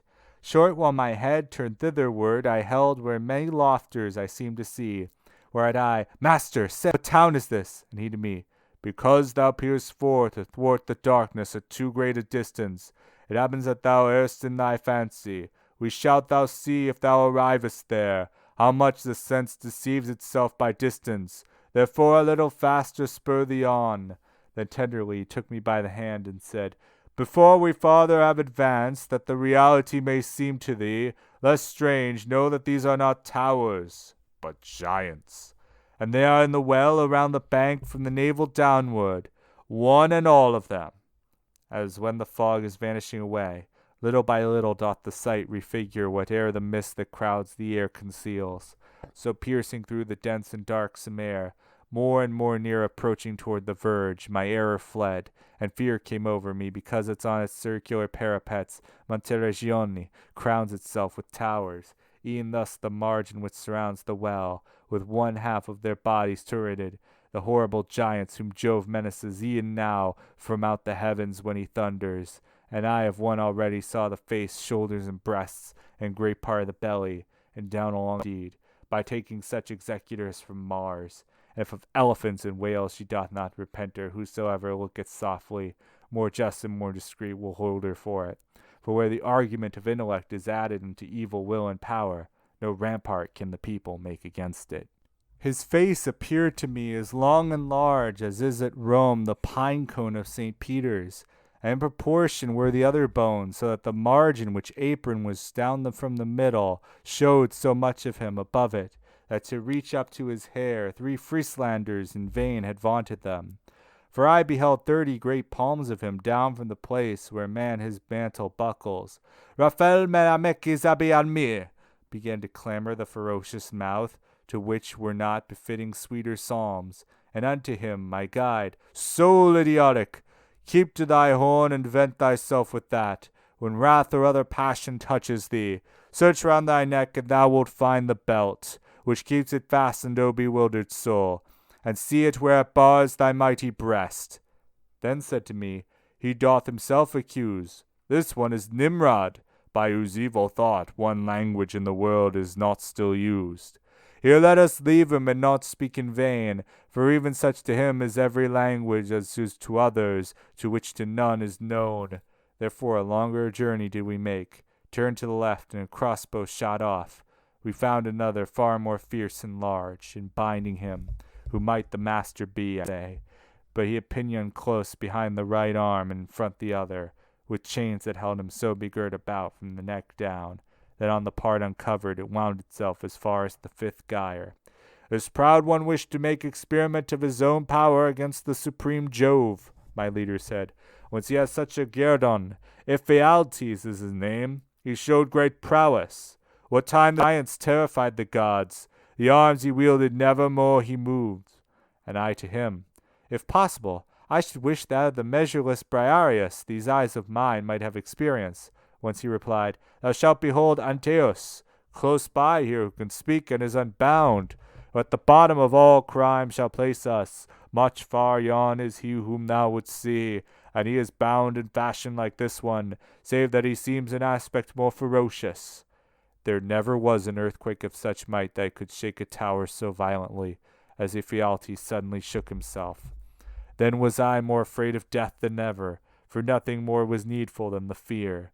If I had not beheld the manacles, then we proceeded further in advance, and to Antaeus came, who, full 5 ells without the head, forth issued from the cavern. O thou, who in the valley fortunate, which Scipio the heir of glory made, when Hannibal turned back with all his hosts, once broughtst 1,000 lions for thy prey, and who hast thou been at the mighty war among thy brothers? Some, it seems, still think the sons of earth the victory would have gained. Place us below, nor be disdainful of it, there where the cold doth lock Cocytus up.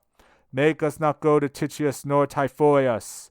This one can give of that which here is longed for. Therefore stoop down and do not curl thy lip. Still in the world can he restore thy fame, because he lives, and still expects long life. If to itself grace, call him not untimely. So said the master, and in haste the other, his hands extended, took up my guide, hands whose great pressure Hercules once felt. Virgilius, when he felt himself embraced, said unto me, Draw nigh, that I may take thee. Then of himself and me one bundle made, as seems the Caracenda, to behold beneath the leaning side, when goes a cloud, above it so that opposite it hangs, Such did Antaeus seem to me, who stood watching to see him stoop. Then it was I could have wished to go some other way. But lightly in the abyss which swallows up Judas with Lucifer, he put us down, nor thus bowed downward made he their delay. But, as a mast does in a ship, uprose. Canto XXXII. If I had rhymes both rough and stridulous as were appropriate to the dismal hole down upon which thrusts all the other rocks, I would press out the juice of my conception more fully. But because I have them not without fear I bring myself to speak. For 'tis no enterprise to take in jest to sketch the bottom of all the universe, not for a tongue that cries Mama and Babo. But may those ladies help this verse of mine, who helped Amphion in enclosing Thebes, that from the fact the word be not diverse. O rabble ill-begotten above all, who are in the place to speak of which is hard, 'twere better ye had here been sheep or goats, when we were down with the darksome well, beneath the giant's feet but lower far, and I was scanning still the lofty wall. I heard it said to me, Look how thou steepest, take heed thou do not trample with thy feet the heads of the tired miserable brothers. Whereat I turned me round and saw before me and underfoot a lake, and from the frost the semblance had of glass, and not of water. So thick a veil ne'er made upon it current in winter time Danube in Austria, nor there beneath the frigid sky the dawn, as there was here, so that if Tamernbic had fallen upon it, or Pietrapana, e'en at the edge, 'twould not have given a creak. And as to croak the frog doth place himself with muzzle out of water, when is dreaming, gleaning oftentimes the peasant girl, livid as far down as where shame appears, were the disconsolate shades within the ice, setting their teeth unto the note of storks. Each one his countenance held downward bent, from mouth the cold, from eyes the doleful heart, among them witness of itself procures. When round about me somewhat I had looked, I downward turned me and saw two so close, the hair upon their heads together mingled. Ye who strain your breasts together, tell me, I said, who are you? And they bent their necks, and when to me their faces they had lifted, their eyes, which first were only moist within, gushed o'er the eyelids, and the frost congealed the tears between, and locked them up again. Clamp never bound together wood with wood so strongly, whereat they, like two he-goats, butted together, so much wrath o'ercame them. And one, who had by reason of the cold lost both his ears, still with his visage downward, said, Why dost thou so mirror thyself in us? If thou desire to know who these two are, the valley whence Bisenzio descends belonged to them and to their father Albert. They from one body came, all in Caena. Thou shalt search through and shalt not find a shade more worthy to be fixed in gelatin. Not he in whom were broken breast and shadow, at one the same blow by Arthur's hand, Focaccia not he who me encumbers with his head I see no farther forward, and bore the name of Sasso Mascheroni. Well knowest thou who he was, if thou art Tuscan, and that thou put me not to further speech. Know that I Commission de Pazzi was, and wait Carlino to exonerate me. Then I beheld 1,000 faces made purple with cold, whence o'er me comes a shudder, and evermore will come at frozen ponds. And while we were advancing towards the middle, where everything of weight unites together, and I was shivering in the eternal shade, whether 'twere will or destiny or chance, I know not, but in walking among the heads, I struck my foot hard in the face of one. Weeping, he growled, Why dost thou trample me? Unless thou comest to increase the vengeance of Monteperti, why dost thou molest me? And I, My master, now wait here for me, that I through him may issue from a doubt. Then thou mayst hurry me, as thou shalt wish. The leader stopped, and to that one I said, who was blaspheming vehemently still, Who art thou, that thus reprehendest others? Now who art thou that goest through Anatolia smiling, replied he, other people's cheeks, so that if thou wert living 'twere too much. Living I am, and dear to thee it may be, was my response, if thou demandest fame, that mid the other notes thy name and place.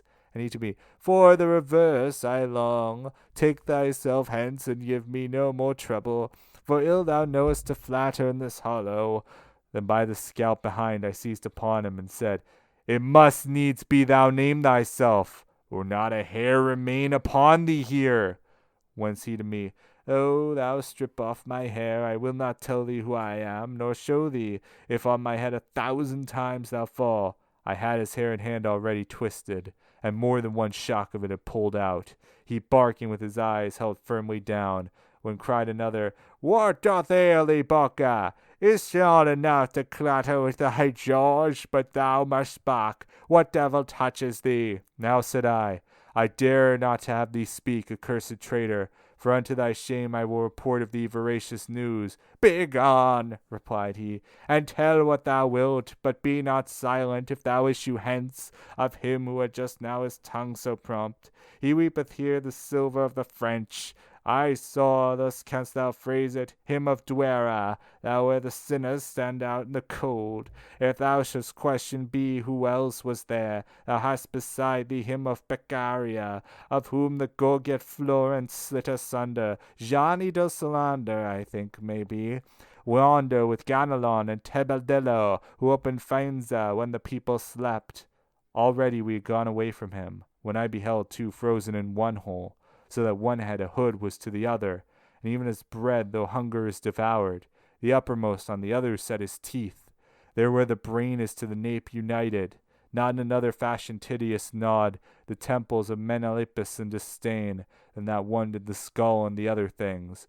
O thou who showest by such bestial side thy hatred against whom thou art eating, tell me the wherefore, said I, with this compact, that if thou rightfully of him complain in knowing who ye are, and his transgression, I in the world above repay thee for it, if that wherewith I speak be not dried up.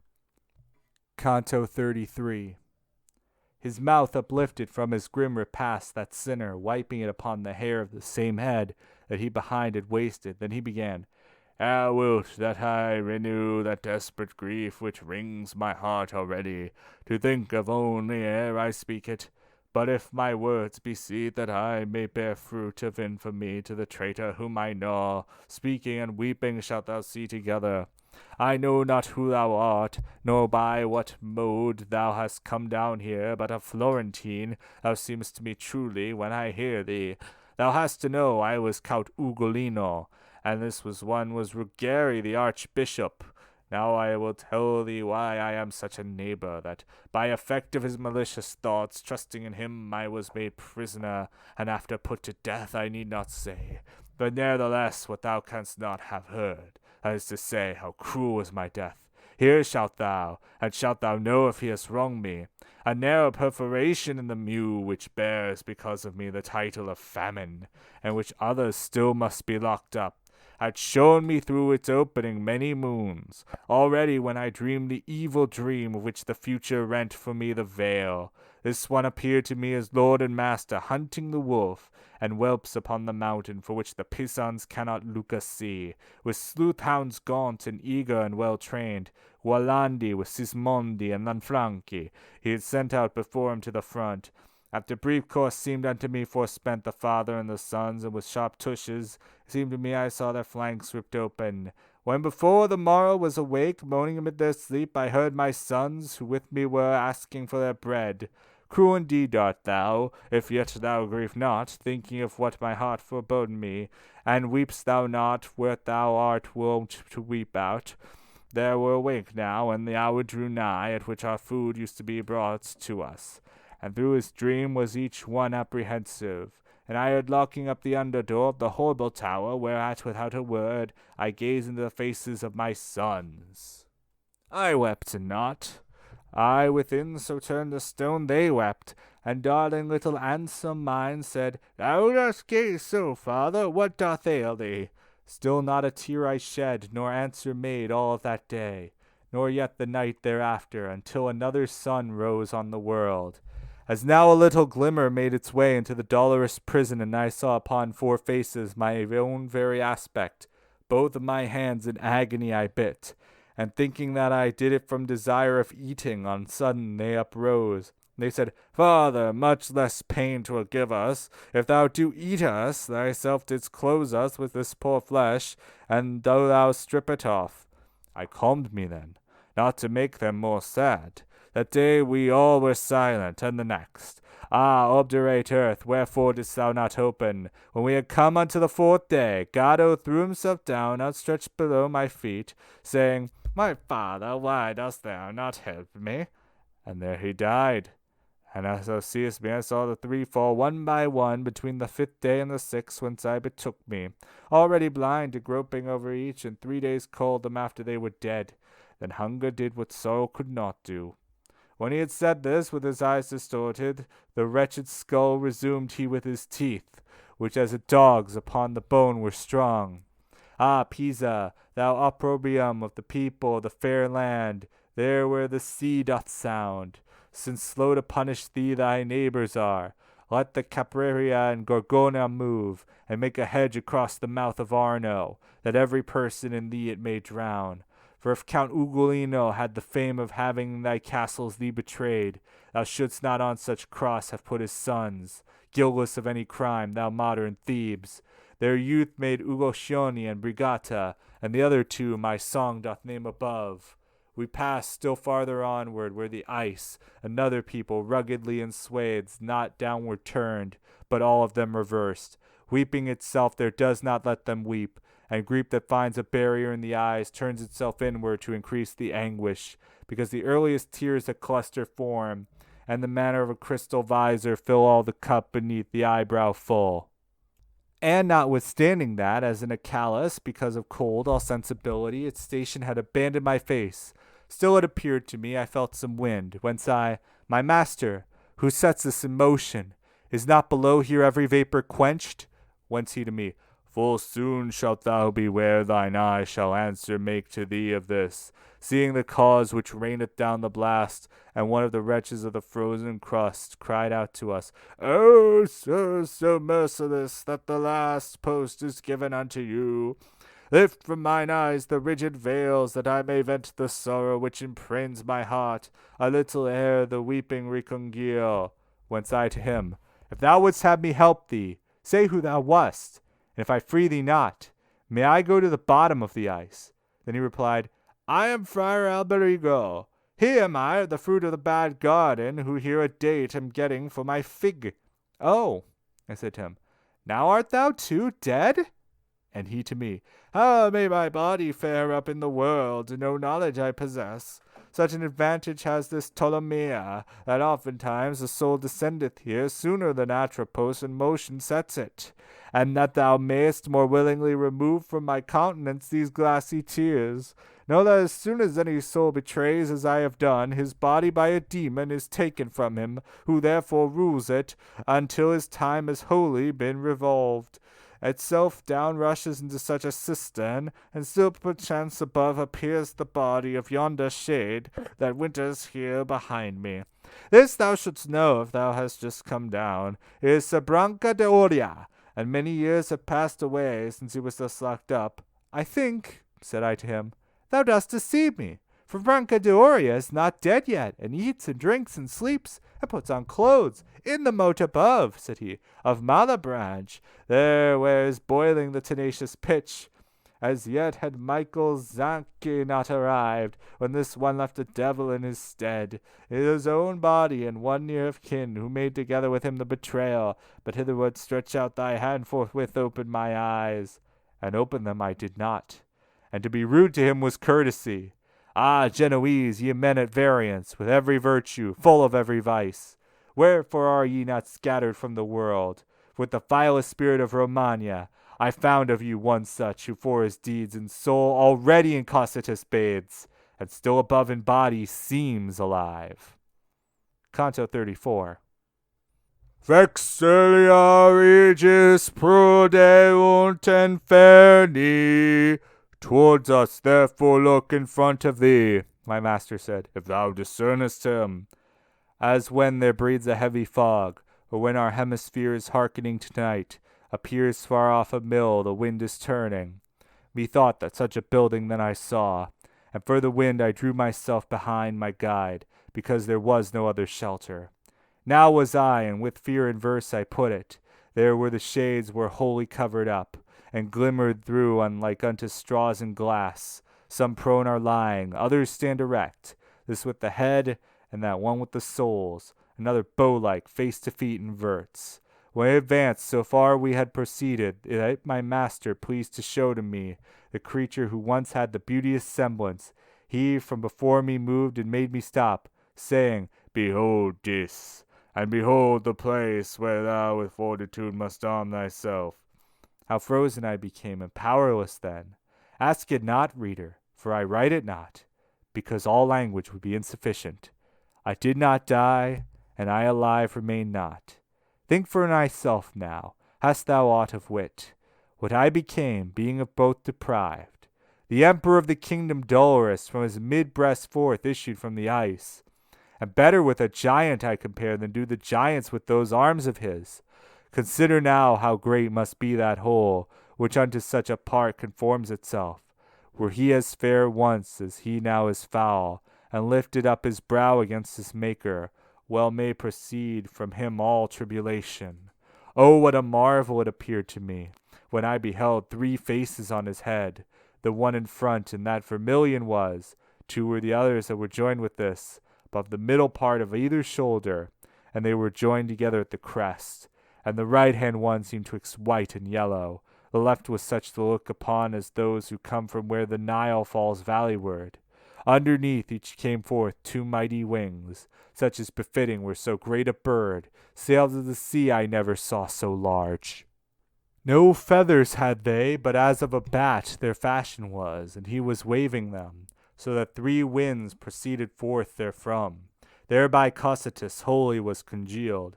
With 6 eyes did he weep, and down 3 chins trickled the teardrops and the bloody drivel. At every mouth he with his teeth was crunching, a sinner in the manner of a brake, so that he 3 of them tormented thus. To him in front of the biting was as naught unto the clawing, for sometimes the spine utterly stripped of all his skin remained. That soul up there which has the greatest pain, the master said, is Judas Iscariot. With head inside he plies his legs without. Of the 2 others who head downward are, the one who hangs from the black jowl is Brutus. See how he rides himself and speaks no word. And the other who so stalwart seems is Cassius. But night is reassessing, and 'tis time that we depart, for we have seen the whole. As seemed him good, I clasped him round the neck, and he the vantage seized of time and place. And when the wings were open wide apart, he laid fast hold upon the shaggy sides. From fell to fell descended downward then, between the thick hair and the frozen crust. When we were come to where the thigh revolves, exactly on the thickness of the haunch, the guide with labor and with hard-drawn breath turned round his head where he had his legs, and grappled to the air as one who mounts, so that hell I thought we were returning. Keep fast thy hold, for by such stairs as these, the master said, panting as one fatigued, must we perforce depart from so much evil. Then through the opening of a rock he issued, and down upon the margin seated me. Then towards me he outstretched his wary step. I lifted up mine eyes, and thought to see Lucifer in the same way I had left him, and beheld him upward hold his legs. And if I then became disquieted, let stolid people think who do not see what the point is beyond which I had passed. Rise up, the master said, upon thy feet. The way is long and difficult the road, and now the sun to middle tierce returns. It was not any palace corridor, there where we were, but dungeon natural, with floor uneven and unease of light. Ere from the abyss I tear myself away, my master, said I when I had risen. To draw me from an error speak little. Where is the ice? And how is this one fixed thus upside down, and how in such short time, from eve to morn, has the sun made his transit? And he to me, Thou still imaginest thou art beyond the centre, where I grasp the hair of the fell worm, who minds the world. Aside thou wast so long as I descended, when round I turned me thou didst pass the point, to which things heavy draw from every side. And now beneath the hemisphere art come opposite that which overhangs the vast dry land, and neath whose cope was put to death the man who without sin was born and lived. Thou hast thy feet upon the little sphere which makes the other face of the Judica. Here it is morn when it is evening there, and he with his hair a stairway made us, still fixed remaineth as he was before. Upon the side he fell down out of heaven, and all the land that whilom here emerged, for fear of him, made of the sea a veil, and came to our hemisphere, and peradventure to flee from him, What on this side appears left the place vacant here and back recoiled. A place there is below, from Beelzebub as far receding as the tomb extends, which not by sight is known, but by the sound of a small rivulet, that there descended through chasm within the stone which it has gnawed, with course that winds about and slightly falls. The guide and I into that hidden road now entered to return to the bright world, and without care of having any rest we mounted up, he first and I second, till I beheld through a round aperture some of those beauteous things which heaven doth bear. Thence we came forth to re-behold the stars. End of Inferno.